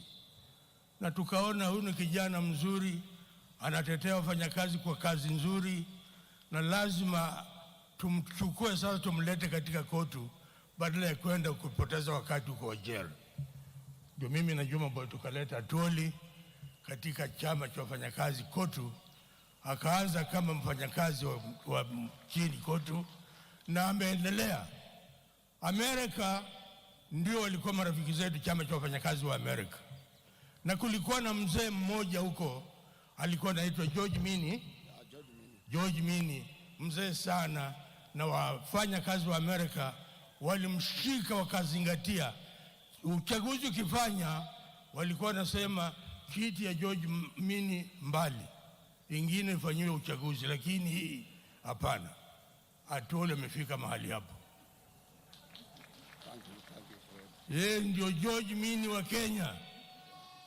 Aendelee na kazi ya wafanyakazi mpaka siku Mungu atakayosema umefika mwisho. Na kuombea baraka uendelee na kazi hiyo siku zote. Niko 102 sasa, miaka yangu 102. Nashukuru sana. Mnaona Fred yuko 100 years and is still smart upstairs. Wengine wanasema sisi ni wazee sana. Your Excellency, I want to recognize some of very important people who have joined us today. Your Excellency, I recognize the Prime Cabinet Secretary, Honorable Dr. Musalia Mudavadi, the Governor of Vihiga, Honorable Wilbur Otichiro, all governors present, including my Kakamega governor, ambaye ameleta watu kutoka governor kutoka Kakamega. Thank you very much. Cabinet Secretary, Minister of Labor and Social Affairs Protection, Dr. Alfred Mutua. Your Excellency, you are Speaker of the National Assembly, Honorable Moses Wetangula, Baba Aroma, all other cabinet secretaries present. I saw here our Honorable Minister, able hard-working Minister for Public Service, Honorable Ruku, all principal secretary from all departments, including my own principal secretary from the Ministry of Labor, two of them who are here with us, the principal judge of Employment Labor Relations Court, Justice Monica Mbaru, and other judges of Employment and Labor Relations Court present. We have the managing trustee, a very hard-working managing trustee of National Social Security Fund, Brother David Koros. We have the chair of the National Industrial Training, Brother Den Nur Ali. The Social Health Authority, where I sit on the board as well. The CEO is represented by Dr. Ibrahim Matende, who is here with us, and also chair, I think, of Kenya Medical Association, if I'm not wrong. Other guests who are here with us, our members of Court Executive Board, Court Leadership, our affiliates. First and foremost, Your Excellency, I take this opportunity to thank you for honoring our invitation to be the chief guest during this 61st Labor Day celebrations under the theme, Kenya Workers Support the Northern Link, Accelerating Trade Through the Rironi-Malaba Highway Transformation.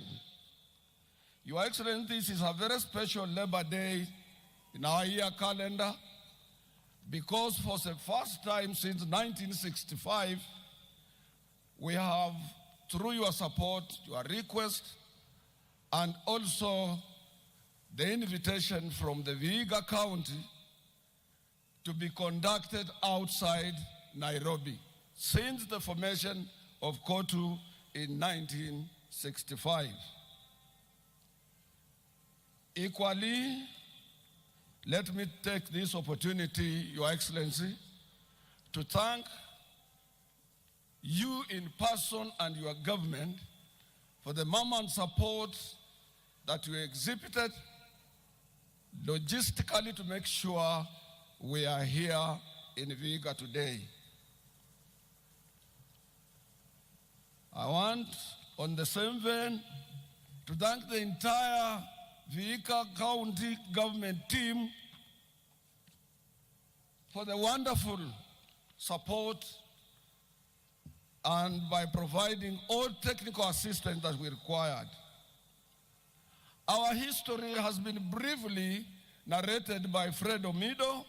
It's a long history, Your Excellency. Sometimes employers get mistaken thinking that Labor Day also includes employers.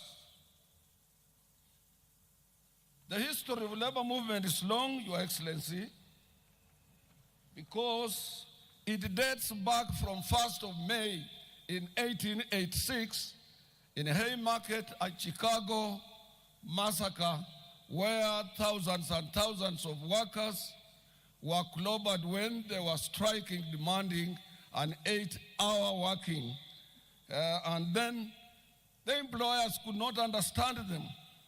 They asked police and they used whatever available missile, and so many workers died on that day, and this prompted Paris meeting of labor leaders on 4th of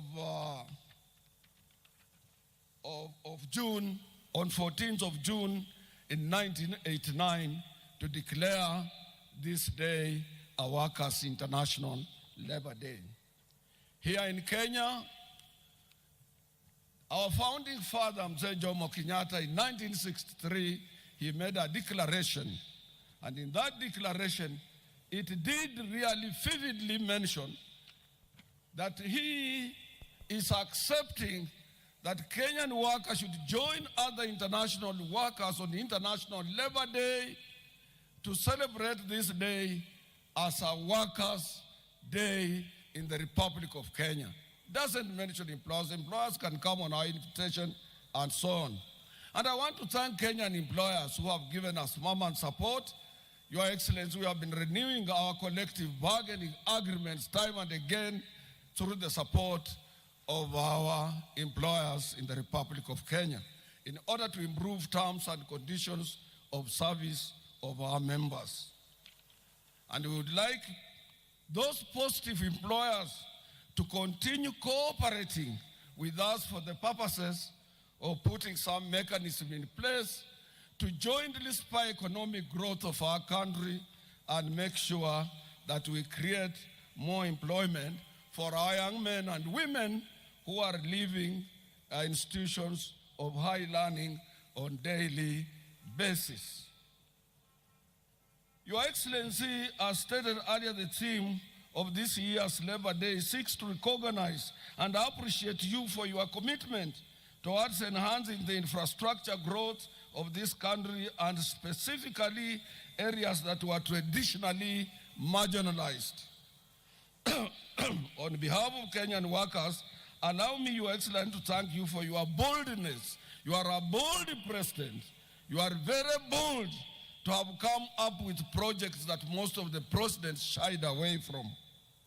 One, Your Excellency, is affordable housing, which has changed the face of the Republic of Kenya.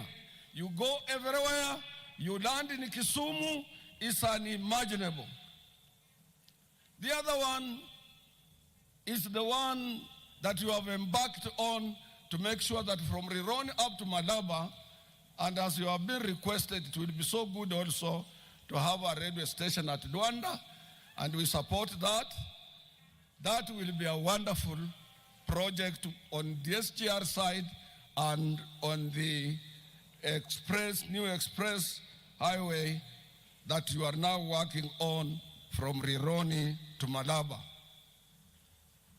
Your Excellency, lastly, we ask you, you are in the process of coming up with National Economic and Social Council, and on this council, workers used to be represented. When finally it is in place, let court be represented.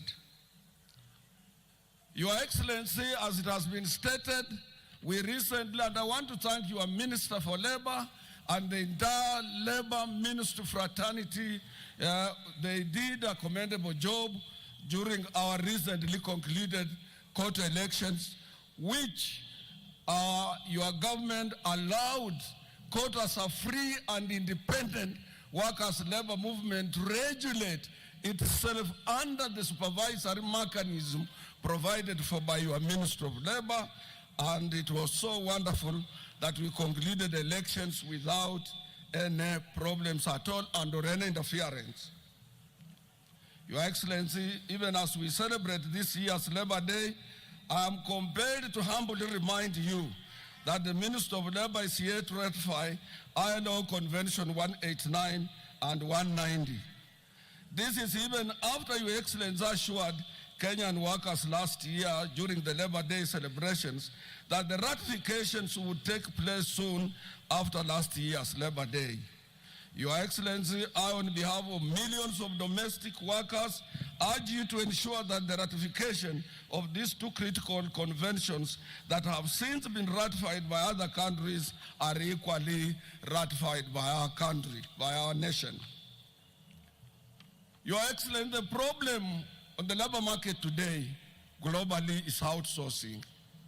Outsourcing is not bad, but Kenyan outsourced companies have a feeling that those employees under their ambits must be exploited. The Minister of Labor, he promised, has got to come out with a policy on outsourcing in this country, as it has been recommended by the International Labour Organization that any outsourced staff and is on your premises must enjoy terms and conditions of service as per the prevailing collective bargaining agreement of that particular industry. Your Excellency, we wish to implore to you more than ensure that all relevant government agencies ensure that outsourced companies also pay statutory deductions. Hawalipi kodi, hawalipi kitu chochote. This is a big avoidance of making sure that Kenya government collects revenue from them. Your Excellency, we happen in our midst to have the managing trustee of NSSF. Let me take this opportunity to thank you for the vision and leadership that you have exhibited towards making the National Social Security Fund a leading pension scheme in Africa that is responsive not only in eradicating old age poverty, but also meeting the infrastructure demands. Your Excellency, I used to admire Tanzania and NSSF because it came up with several government projects, including putting up parliament in Dodoma, police stations everywhere in Tanzania, and also in the area of energy, and the latest President Nelson Mandela University of Technology in Arusha, and now I think that is where our current NSSF is heading. Your Excellency, in 2024 and 2025, the NSSF has recorded double-digit returns of 11% and 17%, making it one of the best well-managed workers' fund in the region. We kindly ask you to allow more workers and employers representatives to sit on the board. Say, for example, workers should provide 4 instead of 2, and employers should provide 4 instead of 2, so that we assist the CEO and his team to efficiently manage this workers' fund. Your Excellency, we wish to draw your attention to the growing challenges facing Kenyan workers within the EPZ under the Export Processing Zone Authority, where we are witnessing the emergence of companies not honoring freely negotiated collective bargaining agreements. Briefly, Your Excellency, let me touch on Social Health Authority. We have heard a lot of noises and so on, more so coming from our institutions and workers and other interested organizations.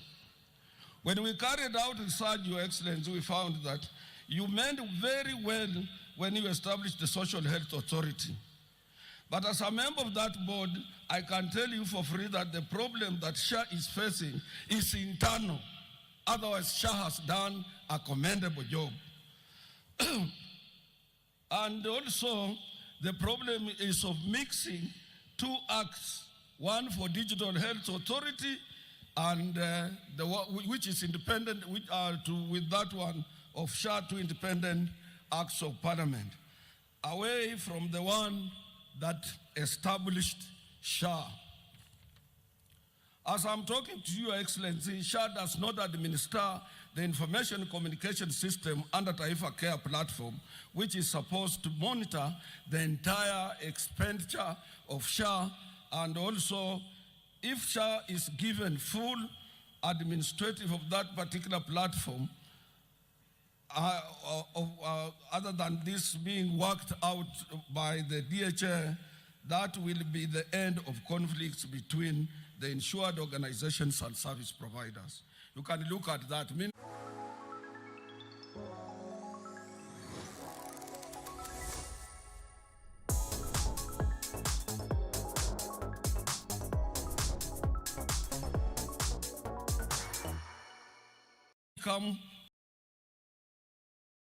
Come and expenditure of contributions, which about 90% comes from workers, there will be no more problems. Your Excellency, I have said about affordable housing, and I don't want to repeat, and I want to thank you very much. I want also to go further than that. You allowed us workers to apply to be apportioned, and you reduced the deposit from 10% to 5% for workers. Let these workers be part as owners, because they are contributors of this beautiful, magnificent, affordable houses throughout the Republic. Your Excellency, I don't want to labor too much on that. That's a subject we have discussed with you and you are aware. Your Excellency, as Kenyan workers, we are deeply appreciative of the move by your government also to build, as I've said, an SGR. But we want to appeal to you. We have a young man elected by railway workers called Eric Tirop. He wants to renew the CBA, which is stalled since 2014. And that will energize workers in that sector and have an opportunity to enjoy terms and conditions of service like any other workers. You have done very well in sugar reforms, and I want to thank you for that. And the General Secretary was here, Brother Wangara. You have done a good job in sugar reforms and all those factories around. The only problem is that some have reduced workers' salaries by 40% against the ILO Convention on Wages and Protection, and also on issues related to equal work of equal value. And that one I know you will advise accordingly, and you will allow the union concerned to sit with the management and work out on that. Lastly, Your Excellency, I don't want to belabor too much because most of the things are things you know very well. We as workers, we are very much concerned about the ongoing political rallies in this republic as if elections are there next week. We urge the IEBC to put a stop to this menace and ask Kenyans to wait until IEBC releases the campaign calendar for our next year's elections. What we are trying to do now, inciting Kenyans, telling Kenyans things that are not really, this means that, Your Excellency, even if elections will be carried out and whoever wins fairly with this polarization might cause a problem into our country if you can't put this on a stop. In any country where we have political turmoil or strife, it is workers, women, and children who suffer because they can't fly out. These self-proclaimed leaders of the opposition, they will run away. You will not see them here. And they must be tamed by law. And this is the work of IEBC and our government to make sure that since we are not in electioneering period, you are busy developing this country. You are busy everywhere inspecting government projects, and some people are trying to mar the good work that you are doing. I am passionate about this request, Your Excellency, because if anything happens, it is us. When this ship sinks, it will sink with everybody. Your Excellency, on behalf of my colleagues, let me thank you for providing some mechanism to spur economic growth of our country. Kenyans did not believe that you can stabilize our economy with signs of construction work across the country that we have witnessed and improvement in infrastructure and what we are seeing. They didn't. Kenyans could not believe that you could lower down the prices of fertilizer. While inflation remains low at 4.40%, the consumer price index in the country has risen to 150.0 points. I want to come to that one later because that will be the last thing. I've already little bit touched on the economic performance of our nation, steered by yourself.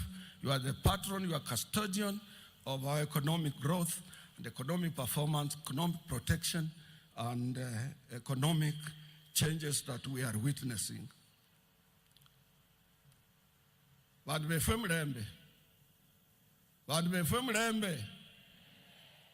bienyo kuikhala asia nisichirendi ingo kanda khabola kana mahua kaba kholi bemiri machikari kariyo sichirendi ingo khande ndomsakhulu we area ino ndienye babore koba tieri abemiri sibenyu bali imberi ino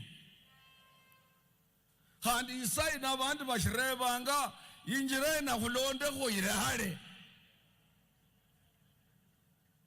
Muranga khudinenda abantu ababofu bashirebanga ni khutsie bienyo kubabora wa munyalo khutilira no murundu kulia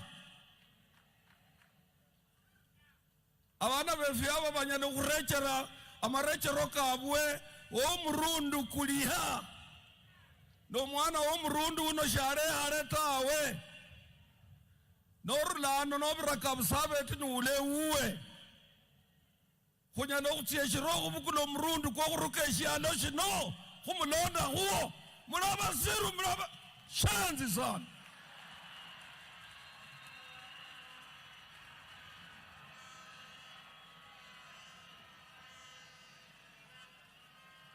serikali hiye kulimona mawaziri kane ama permanent secretary zaidi ya 10 abakongo betu parastatal bosi bali muserikali hiyo abantu bali nende sauti kuli muserikali hiyo fwenzo kuli muo kuli nende pa muserikali hiyo abakwe benyu barebange pa fwe kuli nende pa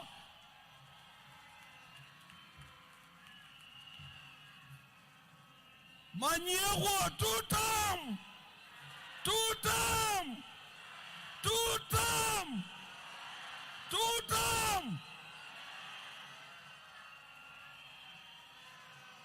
Omuli abona eshomi kanu winyala ni sheshishio eshefu njie shino. Your Excellency, I have finished. I want now kindly to invite the minister, and as I had painted out the picture that the economy has done very well, I know you have something for us this year and next year, and these workers, all of them who went through here, they were indicating to you that this region and workers' constituents in the Republic of Country are two-term. May God bless you, Your Excellency.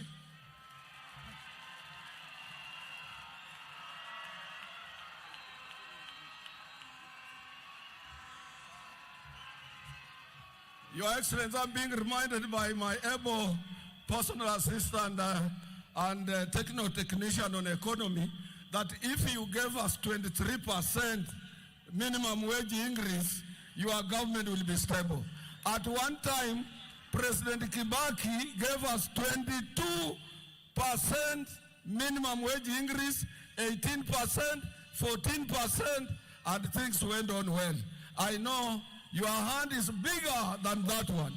May God bless you.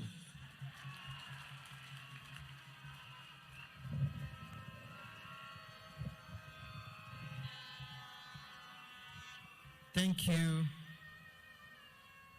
Mheshimiwa Atwoli, for warming the crowd for us. Mheshimiwa Rais, ningependa kutambua wale wote walio hapa, na kwa niaba ya Mheshimiwa Musalia Mudavadi PCS nitambue viongozi wa serikali walio hapa kabla ya hotuba, ndio wananchi wajue ya kwamba serikali imejaajaa hapa kwa wingi. Penda kumtambua Speaker Mheshimiwa Francis Masika Wetangula, Papa wa Roma aliye hapa. Cabinet Secretaries wenzangu Wycliffe Ambetsa Oparanya, Deborah Mlongo Barasa, Geoffrey Kiringa Ruku, Public Service, Head of Public Service Felix Kiptarus Koskei, yuko hapa. Makatibu tofauti wakiongozwa na Shadrack Mwadime wa Leba, Joseph Mutari wa Special Protection, Dr. Raymond Omolo wa Interior, Susan Mangeni, SME, Aurelia Rono, Parliamentary Affairs, Regina Ombani wa Trade, Dr. Beatrice Inyangala wa Higher Education, Hari Kimtai of Mining, Professor Abdulrazak Shaukat, Research, Idris Dokota, yuko hapa, wa Cabinet Affairs, Jane Imbunya, Public Service, Dr. Auma Oluga wa Health, tuko pia na Director of Public Prosecutions, Renson Igonga, yuko hapa, na viongozi tofauti pia. I'd like to recognize the President of the Labor and Employment Court, Labor Justice Monica Mbaru, and justices who are here. Your Excellency, mine is a very short speech. Life is about progress, a desire to wake up in the morning and go and make a living and live a decent life. Ability to have hope and to look forward and tell everybody about around you that mbele iko sawa. Your Excellency, when I was growing up, there was a poem I memorized called The Desiderata. And there's a line that says, enjoy your achievements as well as your plans. Keep interested in your own career. However humble, it is a real possession in the changing fortunes of life. Life, Your Excellency, is about progress. And I'm very pleased to be working for this government, your government, because we have seen progress. Wachana na wivu, wachana na porojo, wachana na story nyingi. Ukweli ni kwamba mgala muwe lakini haki yake mpe. There's been a lot of progress, and especially in the labor sector. Let me give figures, because figures don't lie, Your Excellency. Currently, the public service has employed 1.895 million people. You've created 1.895 million jobs. The public sector, for example, we've employed over 128,000 teachers. The county governments have employed close to 60,000 people. The housing sector has employed 640,442 people. Kazi Maju has created 583,868 jobs as per yesterday.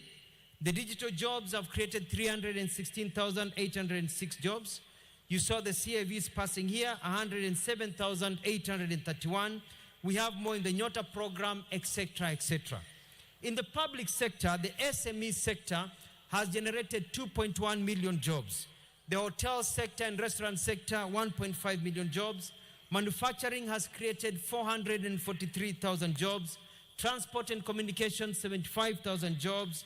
Construction, 50,000 jobs, and more. I'm not even mentioning the BPOs.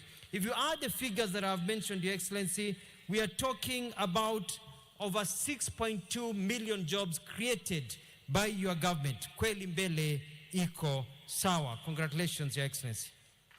And I bet when the Bureau of Statistics, Your Excellency, compiles all the figures, looking at the effect of the Nyota program, the Hustler Fund and others, you will find that clearly we'll be talking about double digits in our country.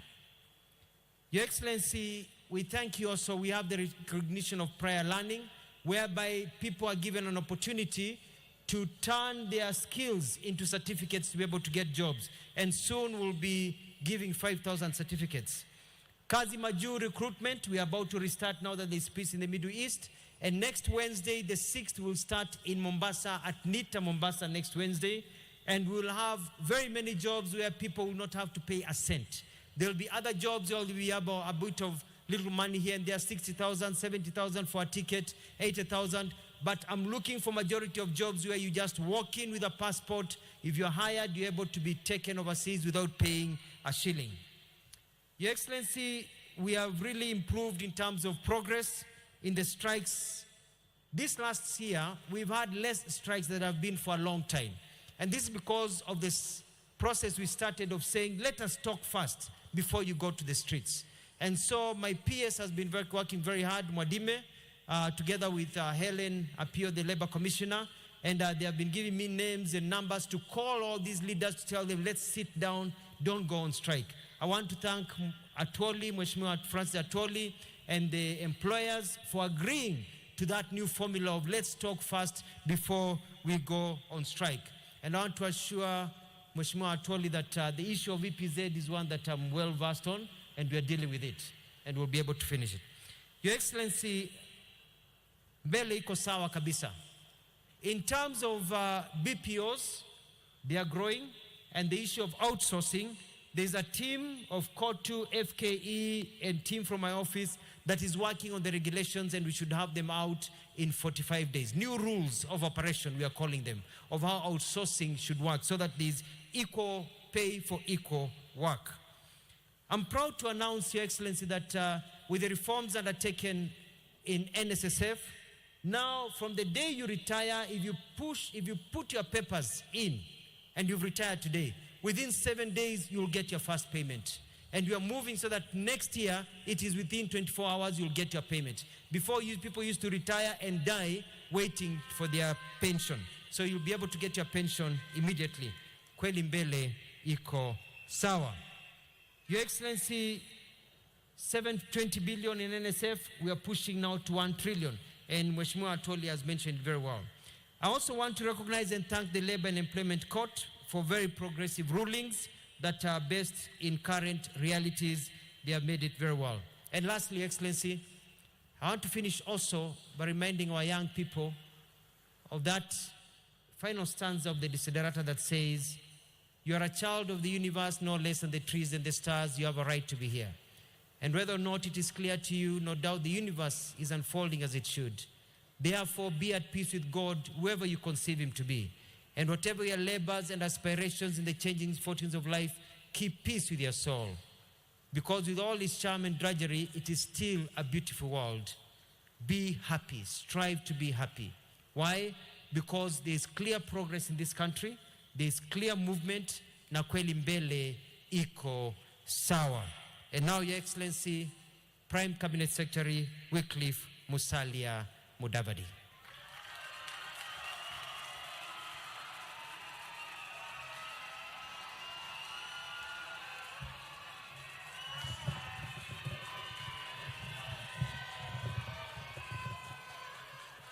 Wakenya hoye! Wakenya hoye! Wafanyikazi hoye! Mheshimiwa Rais William Ruto hoye!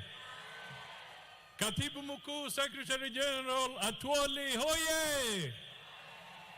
Wakenya wote ambao wako hapa hoye! Asanteni sana. Mheshimiwa Rais wa Jamhuri ya Kenya, kabla sijasema lolote, nimekuomba hapo kwa sababu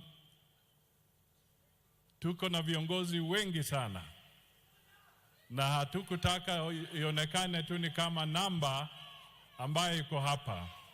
Kwa hivyo kupitia kwa ruhusa yako, nataka nitambue kwanza ndugu yangu Wycliffe Oparanya aje mbele asalamie kwa dakika moja.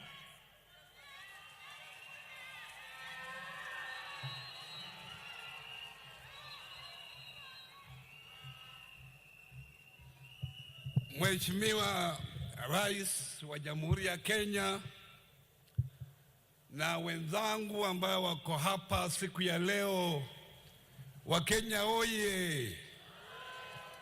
Waluya oye! Wafanyakazi oye! Kwanza nikiwa mmoja wapo wa viongozi wa hapa, nataka nikukaribishe hapa magharibi mwa Kenya. Na wewe wakati umefika hapa, wewe mwenyewe umejionea. Unakumbuka siku moja uniambia ya kwamba Ukiangalia unaona wale watu wengine wana impress wewe sana, lakini watu wetu wako polepole. Lakini wewe mwenyewe umeona siku ya leo vile watu wa region hii wana impress wewe na uongozi wako, na hiyo kwa sababu yale ambayo umefanya wakati wewe umekuwa rais wa Jamhuri ya Kenya.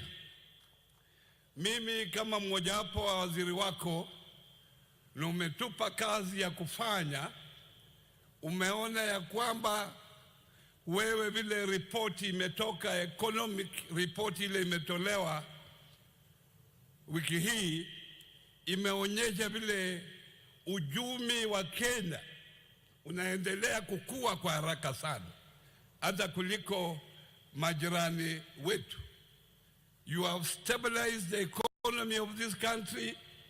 The shilling against the dollar is now stabilized for the last 3 years.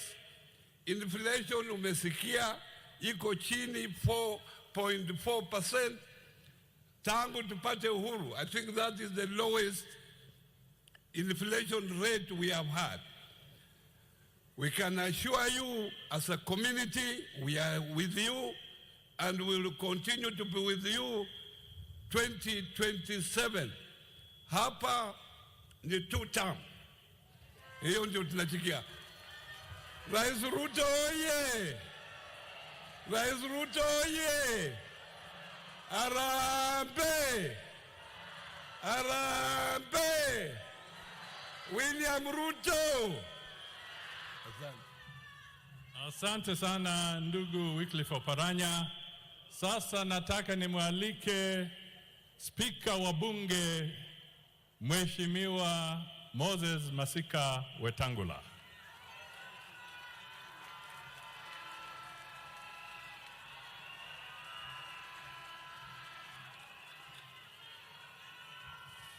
Mheshimiwa Rais wa Jamhuri ya Kenya, Katibu Mkuu wa wafanyakazi wa Kenya,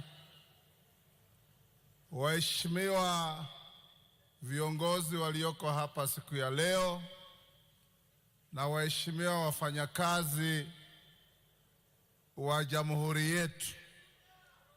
Kwanza kabisa, wacha nichukue nafasi niwatambue wabunge wetu ambao wamekuja kujumuika na wafanyakazi wetu. Na waomba wabunge wetu msimame ili niweze kuwatambua. Tuko na mheshimiwa mwenyeji wa hapa Clement Lawyer. Tuko na mheshimiwa Kivai Kagezi wa Vihiga. Tuko na mheshimiwa Emmanuel Wangwe wa Navaholo. Tuko na mheshimiwa Bernard Shinali wa Ikolomani.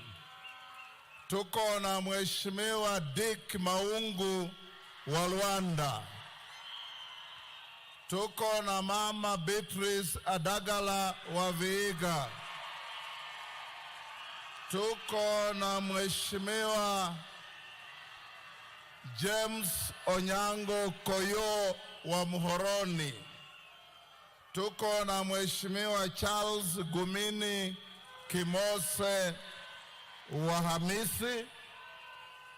Tuko na mama Koni wa Kwabubi, nominated senator. Kuna mbunge yeyote nimesahau? Tuko na mheshimiwa George Aladwa, mbunge wetu Nairobi wa Makadara. Mheshimiwa Rais, leo ni siku ya wafanyakazi, siku ambayo inaheshimika duniani na kusherekewa kila mahali, an international day for the workers of the world, siku ambayo kila jamii duniani, mataifa makubwa ya kadri na madogo yanasimama pamoja kutambua umuhimu wa wafanyakazi na umuhimu wa kufanya kazi. Tumekuja hapa leo katika region yetu hii kwa mara ya kwanza, vile mmeambiwa, kusherekea hii siku. Tunashukuru sana serikali yako kwa kuleta mashinani hizi sherehe ili wananchi waweze kufeel the warmth and the importance of government and its structures. Leo hii na washukuru wafanyakazi. Tukiambiwa Kenya sasa ndiyo the third largest economy in sub-Saharan Africa, it is because of you, the workers of Kenya. You are the ones who toil and moil in the rain and in the sun to turn the wheels of our economy to make Kenya what it is. Kwa hivyo leo tukiwa hapa ni kuwatolea kofia wafanyakazi wetu na kuwapa heko. Ndugu yetu Atuoli, tangu tujuane nikiwa wakili wako kiwa kule Posta, umestahimili, umetembea na jasho la kubeba wafanyakazi wa Kenya wawe kwa kiwango ambacho kinatakikana nchini na kimataifa. Tunakushukuru sana kama mzee wetu wa hapa kwa ile heshima unaendelea kupewa na wenzako wafanyakazi kwa kukuchagua mara kwa mara. Hata juzi tu umepewa nafasi nyingine. A good labor force is so critical to any country that all of us must recognize, must respect, must appreciate, and above all, must embrace you as the people who make things work in this country. Hongera sana, Mungu awabariki, na tusherekee siku ya wafanyakazi tukijua nyinyi ndio mnafanya nchi yetu inakuwa nchi ya kuheshimika. Murio mno. Haya, sasa kwa sababu siku ni wafanyakazi na pia siku ni ya Mheshimiwa Rais, nataka sasa mimi niseme yangu mawili, alafu nimwalike Rais wa Jamhuri ya Kenya atuhutubie.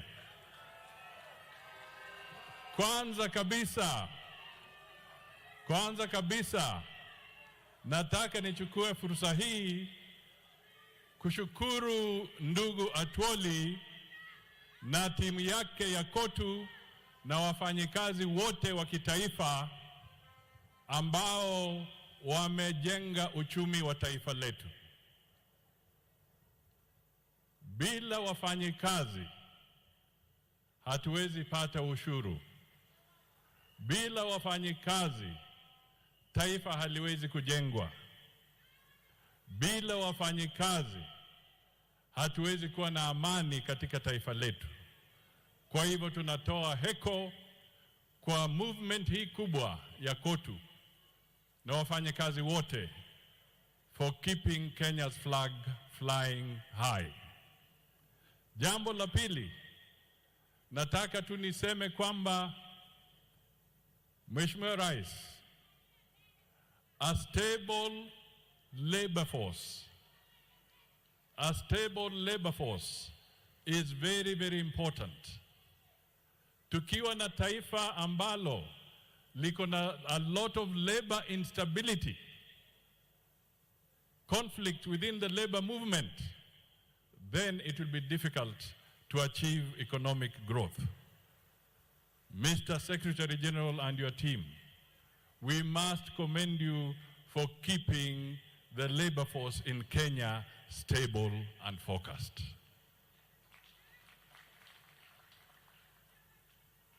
Jambo langu la tatu, Mheshimiwa Rais, ni kusema tu kwa sababu pia wewe umesukuma sana agenda ya Wakenya kuajiriwa katika mataifa mbalimbali. Kwa diaspora, nataka nihimize kwa siku hii kubwa ya workers katika ulimwengu kwamba the good effort, tumepata matatizo kwa diaspora hapa na pale. Ningependa kuchukua fursa hii kuomba vijana, wakati mnataka kwenda nje kutafuta kazi katika mataifa tofauti, kupitia kwa Wizara ya Labor, National Employment Agency, na kupitia kwa Diaspora Department, na tena tuta collaborate na KOTU. We want you to go and work in a safe environment, in a peaceful environment, and earn with your security guaranteed. Tumepoteza vijana wetu katika mataifa tofauti, wengine wakisema wanadanganywa, wanaenda kule alafu wanaingizwa kwa vita ambavyo hawajui, wanaingizwa kwa shida ambayo hawajui. Tafadhali use the government institutions so that we can help you to ensure that you go to a safe working environment ikiwa unaenda kufanya kazi katika diaspora, katika taifa nyingine. Tumepoteza vijana kule Russia, na pia tunapoteza wengine wakienda kule Myanmar, ile wanaita Golden Triangle, alafu wanaenda kule na wanakuwa na shida kubwa. Tunawaomba, tunawasihi, work with the government institutions. Finally, Your Excellency, Mheshimiwa Atuoli alizungumza hapa Kiluya. Mulisikia? Mwako hula? Muhuri? Mwako hula? Atuoli, mimi sitaongea Kiluya sasa, mimi nitaongea kwa Kiswahili. Mimi nataka niseme hivi. Niliwaonyesha na tukawaonyesha barabara kwa uchaguzi uliopita. Tukasema kwamba tuungane na Mheshimiwa William Ruto, atapata tikiti ya Wakenya. Niliposema hivyo, watu walifikiri ni mchezo. Yeye ndio rais wa Jamhuri ya Kenya. Na mimi nataka nirudie kwa ndugu na dada ambao mnanisikiza katika eneo hii. Barabara ni hiyo hiyo. 2027 ni William Samoei Ruto.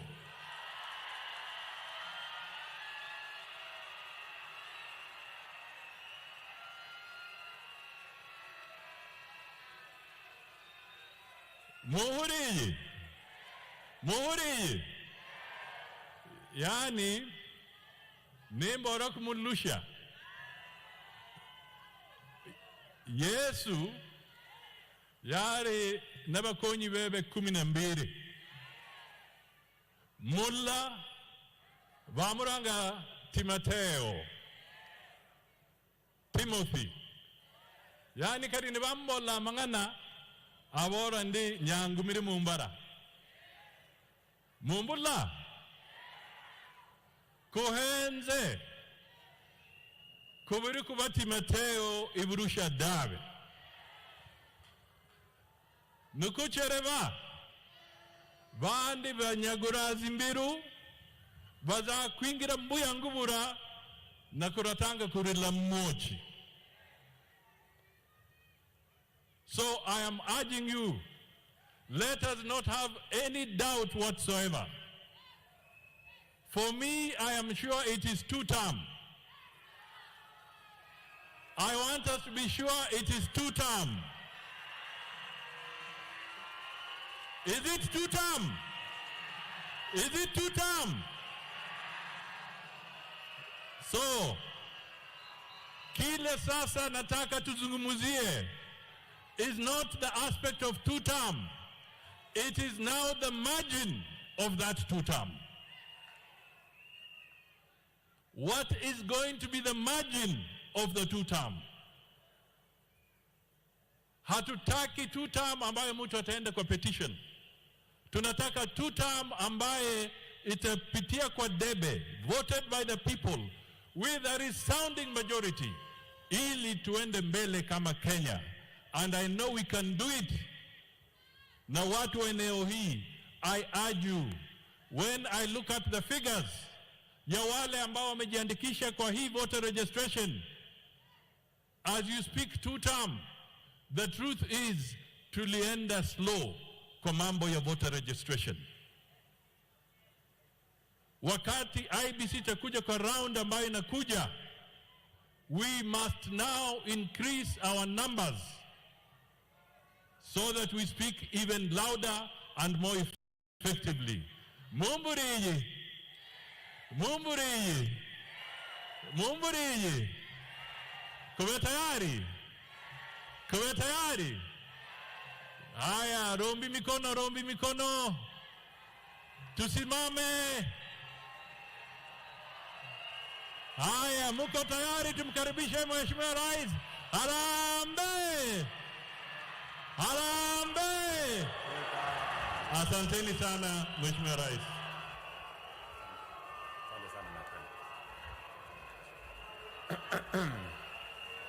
Haya, tafadhali tunaweza keti chini. Ndugu wananchi wa Kenya wenzangu, watu wa Vihiga, mjambo? Vihiga mulimbe? Vihiga muli moyo? Muli baramu? Wa Kenya hoye! Labor Day hoye! Fellow workers, distinguished guests, ladies and gentlemen, we gather here today at the Jaffa Gali Boys High School, Vihiga County, with a deep sense of gratitude and to honor the men and women who keep the engine of our economy in motion. The people without whose sacrifice, sweat, and toil our nation would grind to a halt. We are here to celebrate the hands that mold our economy, the ingenious minds that keep innovating, and the resilient spirit that dares to imagine a transformed and better Kenya every day. These are our hard-working, diligent, and ever-hopeful workforce. We are here to pay tribute to their resilience, to their discipline, their resourcefulness, and their indomitable belief in Kenya's transformation. To every worker across Kenya, I say today with profound appreciation that your effort is the foundation of our progress. Your well-being is the true measure of the state of our nation, and your dignity is a reflection of who we are and who we aspire to be as a people. Fellow workers and citizens, today is equally a historic moment. For the first time in the 60 years of celebrating Labor Day in independent Kenya, this national celebration are being held outside the capital city of Nairobi for the first time. And not just outside the city of Nairobi, it is being held in this great county of Vihiga County. This is a significant and transformative step, a reflection of our commitment to reach, recognize, and directly involves workers across the country, including those in our rural economies whose contribution is no less vital to our nation's progress. As we do this in Nairobi, yes, we can do it in Vihiga. To the great people of Vihiga County, I extend my deepest gratitude for the warmth of your welcome and the generosity of your hospitality. Ladies and gentlemen, from a historical perspective, Labor Day did not begin as a celebration the way we have it here today, but as a struggle for the dignity of workers, for fair working conditions, and for just remuneration. That struggle, born in the 19th century at the height of the Industrial Revolution, remains as relevant today as it was then. Yet in our time, we are faced with an equally pressing challenge: the urgent task of creating meaningful employment opportunities for our people, especially our young people. Each year, no fewer than 800,000 Kenyans enter the labor market, while the formal sector is only able to absorb just about 150,000. From the very outset, this administration has pursued a deliberate and decisive three-pronged strategy to expand opportunities for all: kazi workaround, kazi mitandaoni, and kazi majuu. In all that we do, in every policy we advance, and in every program we implement, one objective remains constant: to unlock opportunity, to empower our people, and to ensure that every Kenyan has a fair chance to work, earn, and fulfill their potential.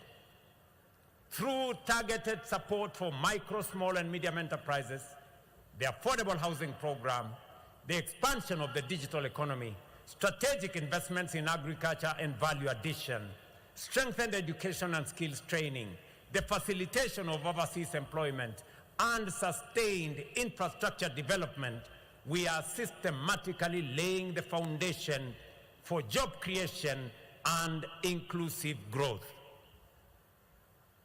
Ladies and gentlemen, inclusive growth and opportunity are anchored in the strength of our economy. The true measure of resilience is not found in a single statistic, but in the soundness of its fundamentals and the confidence it inspires. By every meaningful indicator, Kenya's economy is steady, robust, and resilient. Our GDP growth has held firm above 4.6%, even in the face of global uncertainty and internal disruption. Inflation has been between 2.8% and 5.6% in this April, remains within the acceptable levels, particularly in the context of prevailing global pressures, while our foreign exchange reserves, standing at US dollars 13.3 billion, provide close to 6 months of import cover, safeguarding our microeconomic stability.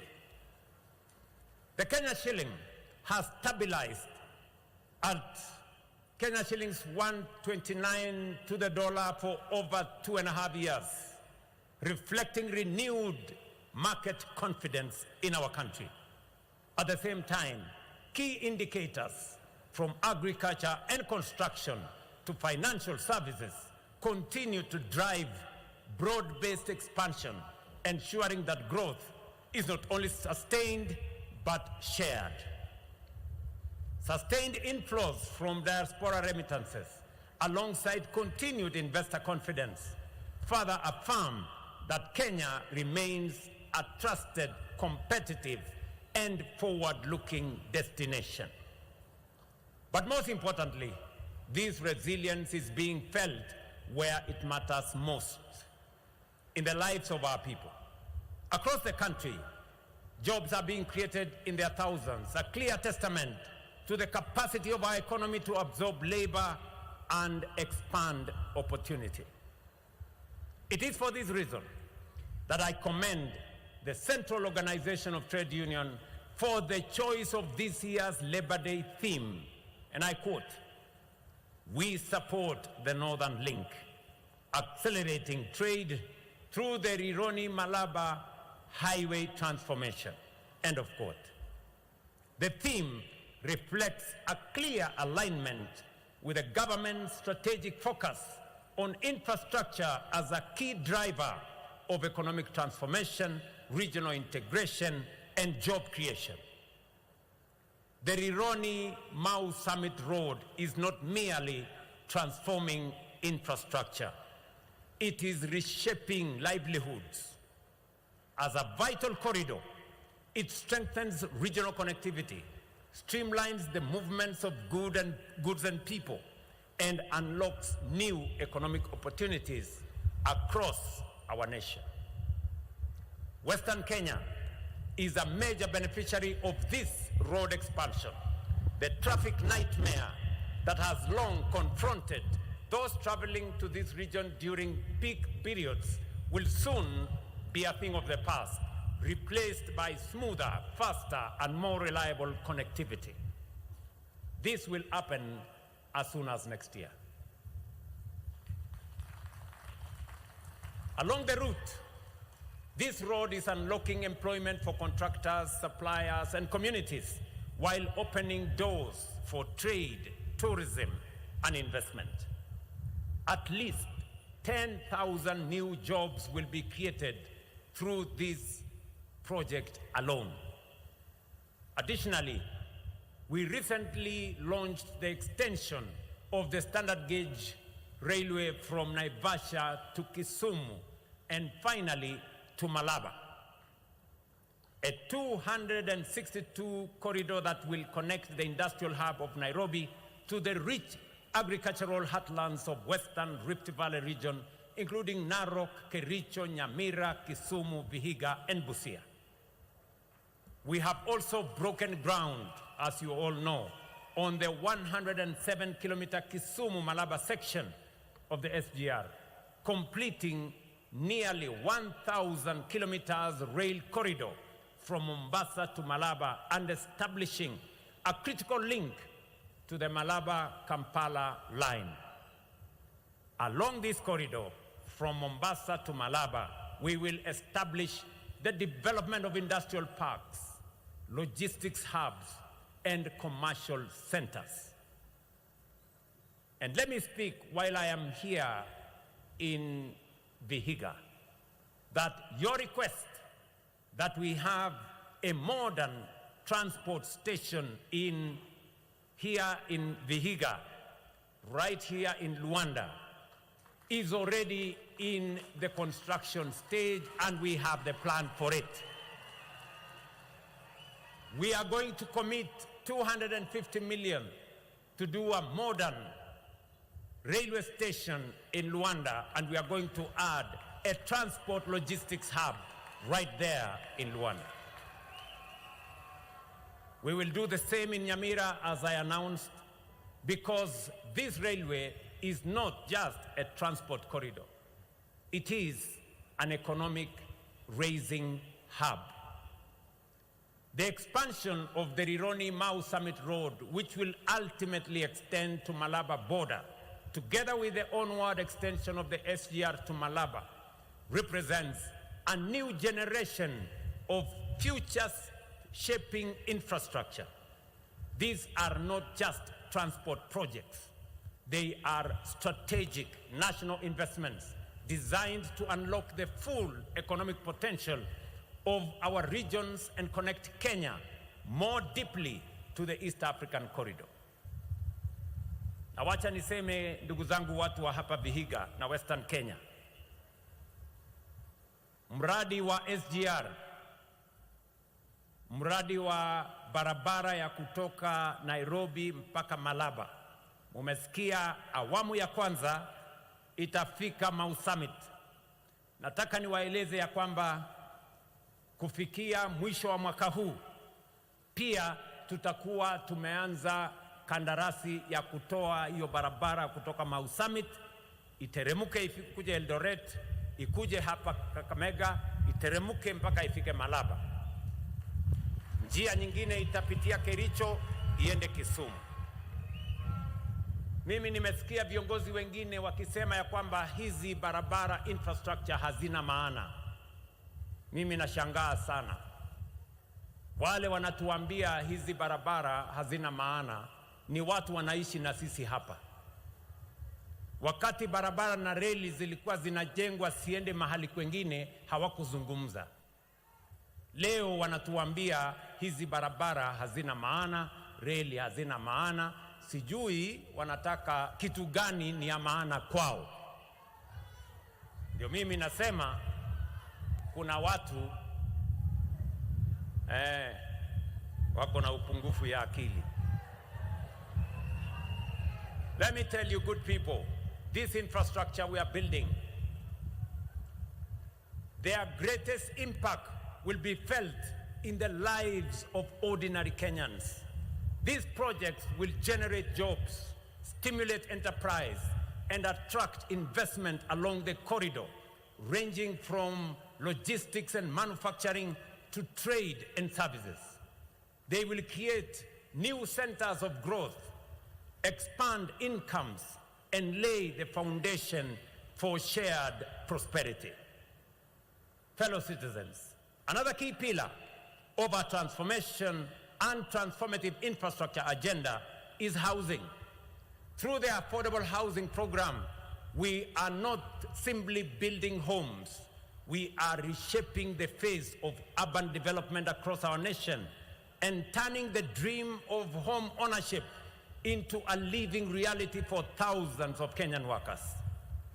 Today, more than 273,000 affordable housing units are under construction across the country, and over 9,000 have already been completed, and we are handing over to deserving families. I was right here in Vihiga a month ago to hand over the first 200 units of completed housing units right here in Vihiga. Let me repeat, here in Vihiga County, for example, 6 affordable housing projects are underway, some of them being procured. We are going to deliver 3,720 housing units, an investment of 7.5 billion shillings as phase 1. At the same time, student accommodation projects, both ongoing and in the pipeline, will provide 4,540 bed spaces, backed by a further investment of 1.9 billion shillings right here in Vihiga. Meanwhile, as was said by our good governor, 10 markets are under construction. With another 6 more markets, Governor, we have another 6 more markets that we are procuring so that we will end up with 16 markets right here in Vihiga County. This will deliver 3,470 market stalls currently under construction, an additional 600 in the pipeline, supported by an investment of 1.5 billion for ongoing works and 475 million shillings for planned and procured works. Taken together, the government's cumulative investment in Vihiga in housing and market infrastructure alone now exceeds 15 billion Kenya shillings. This scale of investment and opportunity is unfolding in each of our 47 counties. Never in the history of our nation has every corner of Kenya witnessed such breadth and depth of development. Critically, this progress is being driven not by unsustainable borrowing, but by the resources generated through the hard work, enterprise, and sacrifice of patriotic Kenyan workers. That is why, ladies and gentlemen, I salute you, all the Kenyan workers. Nawatolea kitu. It is your effort, your productivity, and your belief in this country that is financing and delivering this transformation. And on this Labor Day, I say thank you to every Kenyan worker for not only believing in our country, but for actively building it, sustaining it, and shaping its future. But beyond the walls we raise and the roofs we build lies an even greater story, the story of work, the story of dignity, and the story of opportunity. The Affordable Housing Program has already created more than 640,000 jobs, and we are firmly on course to reach our target of 1 million jobs under this transformative national project. Our young people are at the heart of this progress, with nearly half of all the workers on these sides under the age of 35. Women hold up to 30% of these jobs, while persons living with disability account for 5% of the workforce, which is well above industry norms and a clear testament of our commitment to inclusion.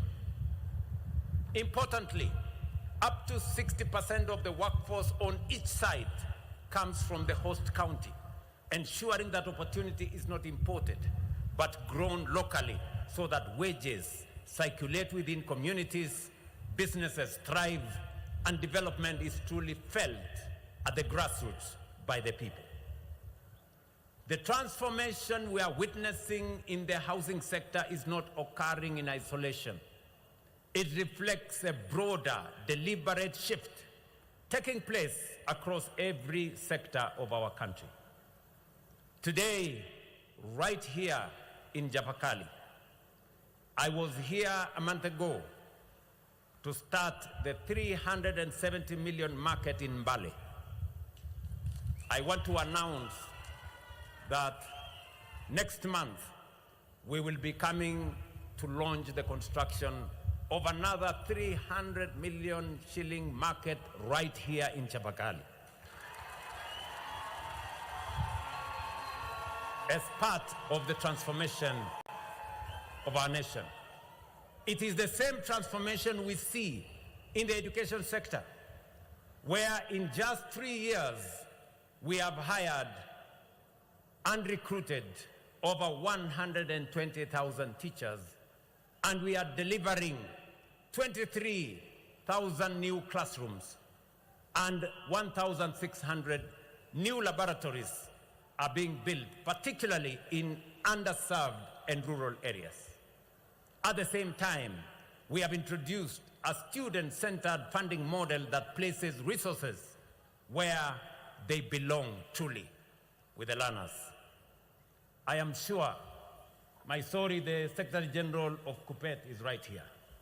I am sure Mr. Oyu from Kenya National Union of Teachers is right here. And they can confirm that the huge shortage of teachers that was there in 2022, we have done something about it. The gap that existed in teacher numbers, we have hired 120,000 teachers, the single largest recruitment of teachers in Kenya in 3 years by any administration. That is a fact. It is the same recalibration that is underway in agriculture, where we have established a verified digital register of our 7.2 million farmers. By doing so, we have eliminated middlemen and dismantled cartels, ensuring that farmers directly benefit from government support and intervention, including access to subsidized fertilizer, boosting productivity, strengthening food security, and restoring fairness to the farming communities. It is the same spirit of transformation driving the MSME sector. Through targeted initiatives such as Nyota, we have brought over 121,000 young entrepreneurs into the structured business pipeline, equipping them not just to seek employment, but to create it. And some 800,000 Kenyans who were previously locked out of the mainstream financial system have now rebuilt their credit profiles and can access higher microloans of up to 150,000 Kenya shillings through the bridge facility under the Hustler Fund, opening the door to opportunity, enterprise, and financial inclusion. I say this without fear of any contradiction. 3 years ago, Mumias was in trouble. Sony was closed. Chemelil was in financial distress. Mohoroni was closed. Today, as I speak to you here, all those factories are working.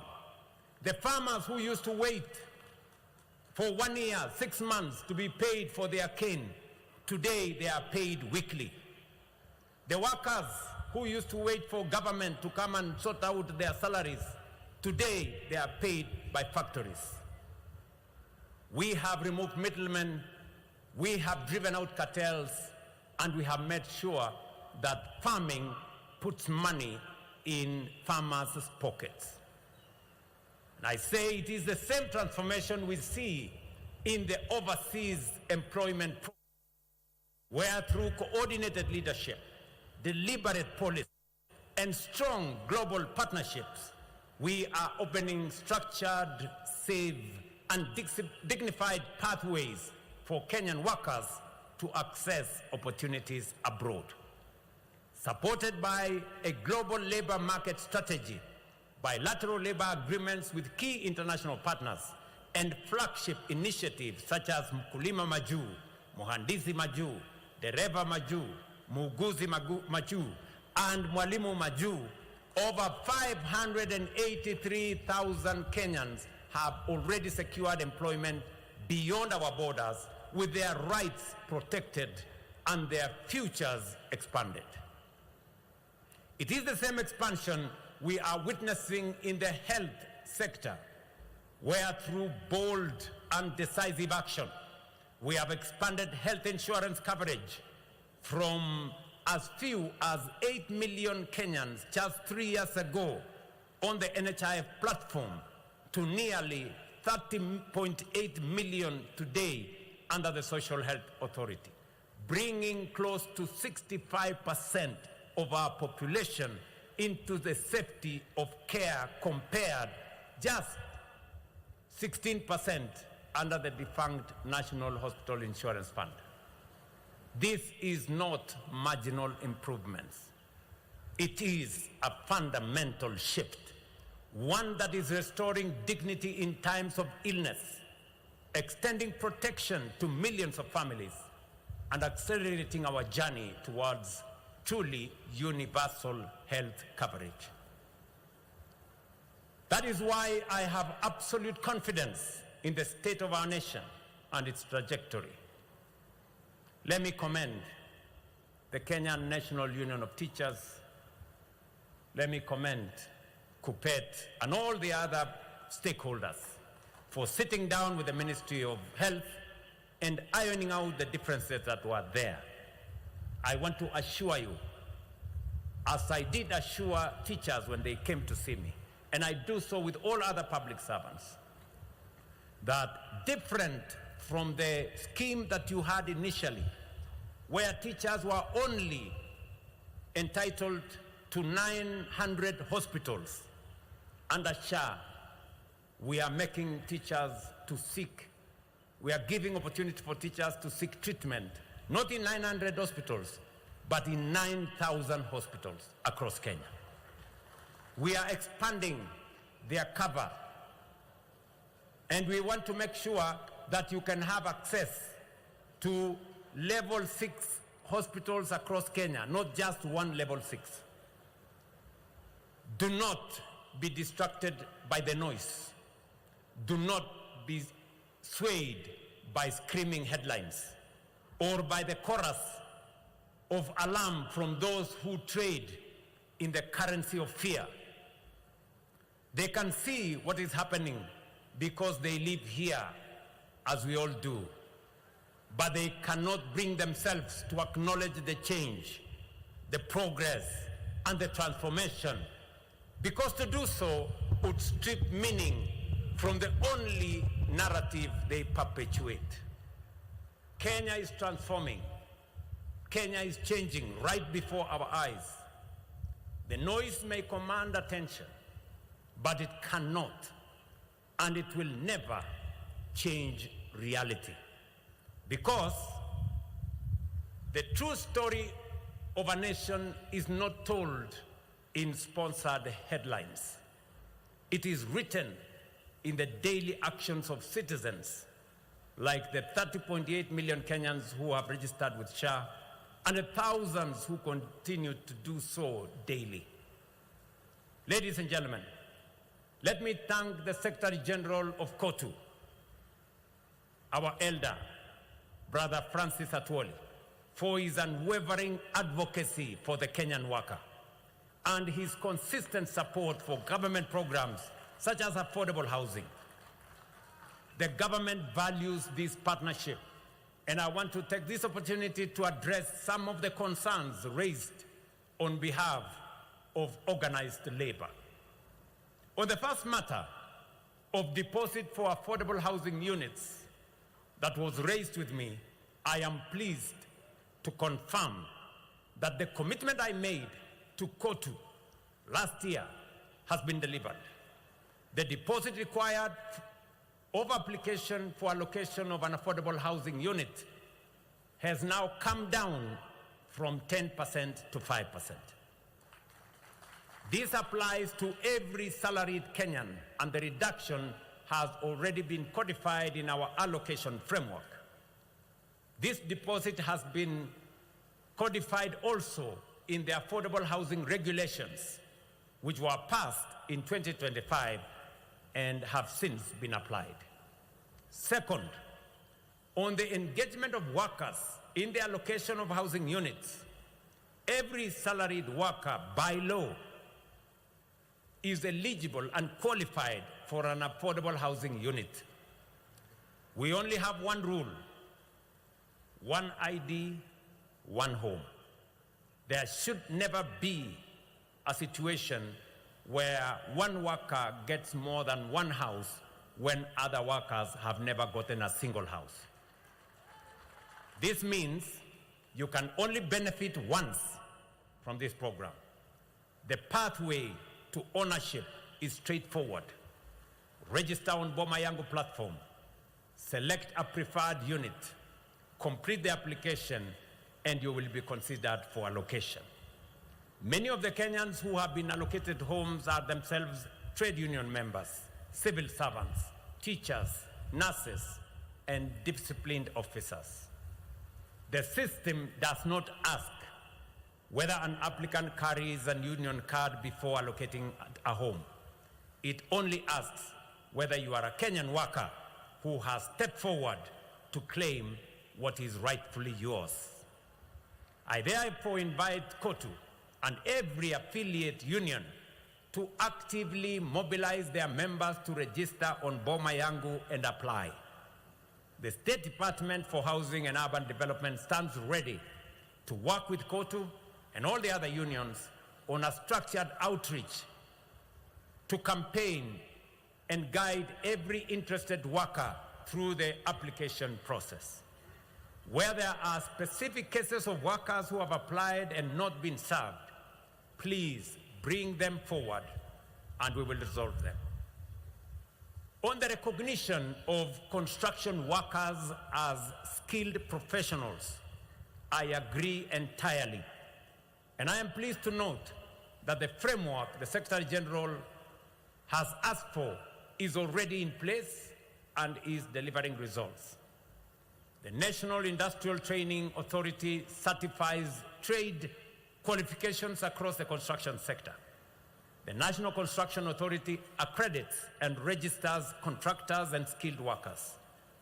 And through our recognition of prior learning program, which we are running directly in the affordable housing program, we are formally certifying artisans whose skills were learned on the job. To date, more than 2,000 artisans have been certified through this program, including 180 women. These certifications open the door to formal contracts, higher wages, and the international labor markets the Secretary General has rightfully identified. Let me also confirm to the Secretary General of COTU that I agree that outsourcing must equally be brought into the armpit of making sure that they treat workers fairly and remunerate them fairly, and that they too pay statutory government payments.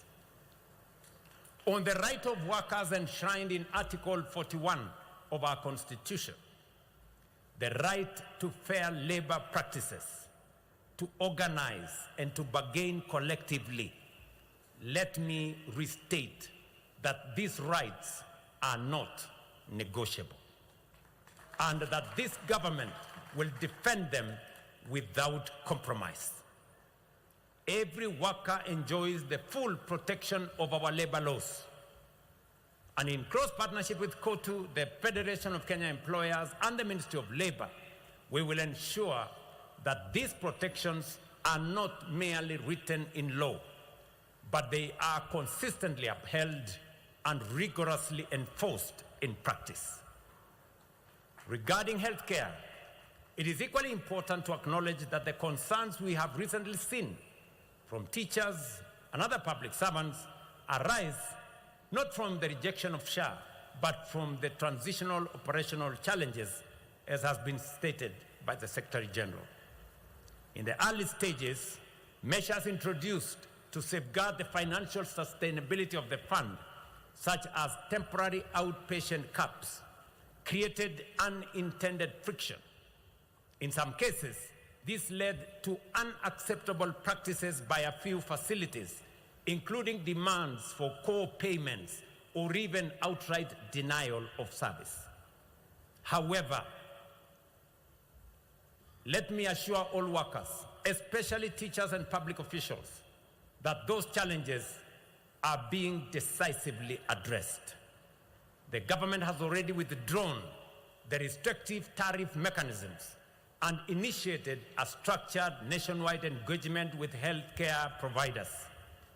These negotiations will culminate in updated agreements that guarantee a seamless zero co-payment. Let me say it again, zero co-payment, walk-in, walk-out experience for all teachers and public officers. I am equally pleased to inform our workers that following my directive to ratify the International Labour Organization Convention number 189 on decent work for domestic workers and ILO Convention number 190 on the elimination of violence and harassment in the world of work, the National Labour Board has completed the ratification process. The Ministry of Labour is now in the final stages of preparing the necessary instruments for submission to Cabinet in accordance with the Treaty Making and Ratification Act and other applicable frameworks. My assurance to you, Secretary General, and the Labour fraternity in Kenya is that as we go on the fast to Wajir to celebrate our Madaraka Day, we will have made sure that these instruments are in Parliament for final ratification. Finally, in recognition of the sacrifice, resilience, and immense contribution of our workers to the growth and stability of our economy, and with the request that has been made by Brother Atuoli and the Labour fraternity, I am going to make some announcements on the increase. But before I make those announcements, wacha nichukue nafasi hii kwa ndugu wananchi wa hapa Vihiga, niseme asanteni sana kwa kutukaribisha Vihiga. Asanteni sana kwa kutukaribisha Western Kenya. Mimi nilikuwa hapa mwezi moja iliyopita. Tuko na miradi tofauti tofauti ambayo yanaendelea hapa Vihiga. Tuko na miradi tofauti tofauti yanayoendelea hapa katika Western Kenya. Barabara zenu zinaendelea hapa, na mimi nataka niwahakikishie hapa Vihiga nilikuja kupatiana nyumba za affordable housing hapa Majengo. Mimi nitarudi hapa kuanzisha nyumba zingine 1000 hapa Vihiga, hapa Majengo. Nitarudi hapa kwenda Luanda. Pale pia tunajenga nyumba 1000 pale Luanda. Hapa Sabatia pia tuko na nyumba 1000 ya watu wa Sabatia ambayo itakuja kujenga. Na vile vile Hamisi, watu wa Hamisi hoye! Pia Hamisi tumepanga mambo ya Hamisi na mbunge wenu Bwana Kimose, na tutakwenda pale kuhakikisha ya kwamba hakuna sehemu ya kaunti hii itakayoachwa nyuma. Mimi pia nataka niwahakikishie ya kwamba stadium yenu hapa Kidundu ilichelewa kidogo kwa sababu tulikuwa na watu pale, ilipasa tuwalipe ndio waweze kutupatia ardhi zaidi.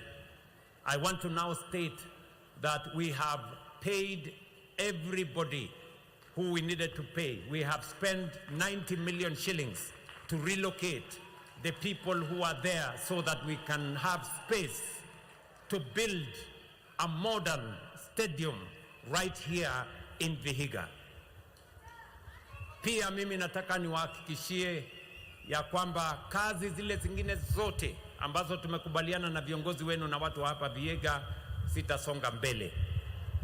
Na mimi nataka niwahakikishie kazi ambayo mimi niko nayo kama kiongozi wa taifa letu la Kenya ni kazi ama nafasi mbili niko nayo. Ya kwanza ni kusimamia transformation ya taifa letu la Kenya. Kuna mjadala mkubwa hapa Kenya ya mambo ya maendeleo katika taifa letu la Kenya. And it is a good conversation that we are having as a nation. We are having a conversation about transformation. Has it happened or has it not happened? That is the conversation we are having. Beautiful conversation. At least we are not having a conversation about ethnicities. We are not having a conversation about religion. We are not having a conversation about other things. We are having a conversation about the transformation of our nation. And I want to say this on this Labor Day. Kuna mahali katika Biblia pale kwa Mariko 10 na mstari wa 46 ikienda mbele. Kuna mtu anaitwa Bartimaeus. Bartimaeus alikuwa mtu kipofu, akaponywa. Alafu kukatokea mjadala mkubwa. Huyu mtu alikuwa kipofu kweli? Yule mwenye kumponya sijui ni wa kutoka wapi? Sijui nini? Kukatokea mjadala mkubwa. Lakini yule Bartimaeus alisema, nyinyi mnaweza kuendelea na mjadala, lakini mimi Bartimaeus najua nilikuwa kipofu, lakini sasa naona. Na ndio mimi nataka niseme nikiwa hapa Vihiga, tunaweza kuwa na ripoti nyingi, tunaweza kuwa na headline nyingi, tunaweza kuwa na mjadala mkubwa mitandaoni na sehemu zingine, lakini bei ya mbolea ilikuwa 6,000, sasa ni 2,500. Tulikuwa na pengo kubwa ya walimu kuajiriwa, leo walimu 1,120 washaajiriwa. Hapa Vihiga kulikuwa na mjadala ya affordable housing, hatukuiona hata moja, lakini hapa Vihiga leo nimekuja nikapatiana funguo za affordable housing na zingine tunajenga. Hapa Vihiga hatukukuwa na soko iliyojengwa na serikali ya maana. Leo soko 10 zinajengwa Vihiga, zingine 6 siko katika mpango. Hapa Western Kenya kampuni zetu za sukari zilikuwa zimefungwa. Wakulima hawalikuwa wanalipwa baada ya mwaka moja. Wafanyikazi walikuwa hawalipwi, lakini leo kampuni zetu za sukari kutoka Nzoia kwenda Mumias, kwenda Chemelil, kwenda Muhoroni mpaka kule Soni, zote leo zinazagamiwa, zinalipa wakulima ndani ya wiki moja, zinalipa wafanyikazi wao. That is the reality. So we can have a conversation, we can have as many headlines as we want, but it will not change the reality. The reality is Kenya is changing. Tuko pamoja ama tuko pamoja bwana? Si ndio? Vile Bartimayo alisema nilikuwa kipofu lakini sasa ninaona, we can point to real stuff that has changed in Kenya. SGR ilikuwa imekwama kule Naivasha. Barabara ya Mau Summit ilikuwa imekwama for 15 years. Today it is being built usiku na mchana. Hata wengine kwa sababu ya kuwa vipofu zaidi wakasema ile barabara ya Rironi hata wheelbarrow hakuna pale, hakuna kitu inaendelea. Tutawaibisha na tutawashangaza, kwa sababu kufikia April next year tutakuwa tunatumia hiyo barabarani tukija huku Western Kenya. That is the transformation that is happening in our nation. And there is no amount of report, there is no amount of writing sponsored headlines that is going to change the reality. And I am determined, working with all the leaders in the Republic of Kenya, to change our nation. This nation had delayed for far too long. The transformation of our nation has taken too long. We shouldn't have been here. We should have been in a better place if we have had the courage to make the decisions that will transform our nation. I want to tell the people of Kenya, whatever it takes, whatever the price, I will make the decisions that will change Kenya, because Kenya deserves it. We will be a first world country in our lifetime. Tunaelewana ndugu zangu? Jambo la pili mimi niko naye ya kutimiza ni kuunganisha taifa letu la Kenya. Tumefanya siasa ya migawanyiko kwa muda mrefu. Siasa na ukabila imetusumbua muda mrefu. Ubaguzi imekita mizizi katika taifa letu. Mimi nasema nikiwa Vihiga, it is our mission, it is our divine mission to make sure that we bring all the people of Kenya into one place. Yaani katika taifa letu la Kenya, siasa ya ukabila, siasa ya chuki, siasa ya migawanyiko, mirengo imetusumbua kama taifa. Waswahili wanatuambia umoja ni nguvu, kutengana ni udhaifu. Na ndio mimi nawaeleza ndugu zangu watu wa Vihiga, Western Kenya na Kenya mzima, ya kwamba nitafanya bidii mbele na nyuma, kulia na kushoto, juu na chini, na Mungu atatusaidia tuunganishe taifa letu la Kenya. Vile nilitengeneza serikali ya broad based kuunganisha wa Kenya, kulete pande zote za Kenya pamoja, mimi nawahakikishia siasa ya ubaguzi na chuki na migawanyiko haitaendelea tena katika taifa letu la Kenya. It is our defined mission, fellow leaders, that we work together ndio tuunde serikali 2027 ya kuunganisha Wakenya wote. Tuondoe ukabila, tuondoe chuki, tuondoe migawanyiko, tuondoe ubaguzi. Kenya tuiunganishe, tusonge mbele tukiwa pamoja. Vihiga hoye! Western Kenya hoye! Kenya hoye! I am pleased to announce a 12% increase in general wages and a 15% increase in agricultural wages. To all Kenyan workers, happy Labor Day.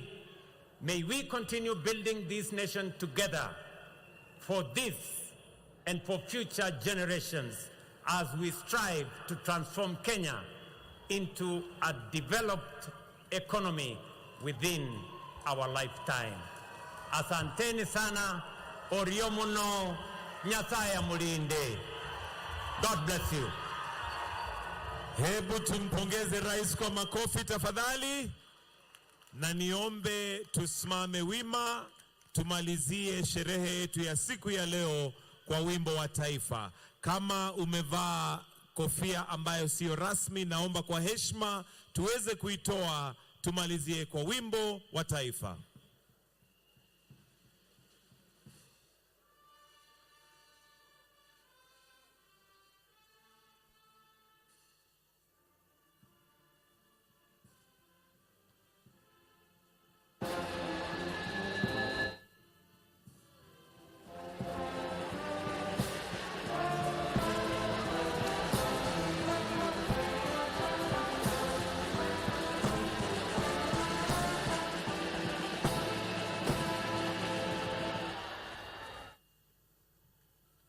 Basi nitaomba tubaki mahali tulipo, tumpatie rais nafasi aweze kutoka. Muwe na siku njema na Mungu awabariki.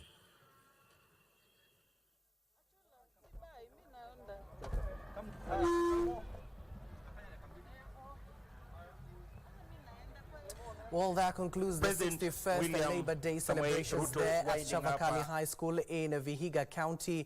That is the conclusion of that particular Labor Day. The key takeaway is where the president clearly stated that all Kenyan workers, especially even farmers, there will be a 12% increment in their wages, while for the farmers it will be 15% wage increment. That is the bone takeaway of the Labor Day celebrations held in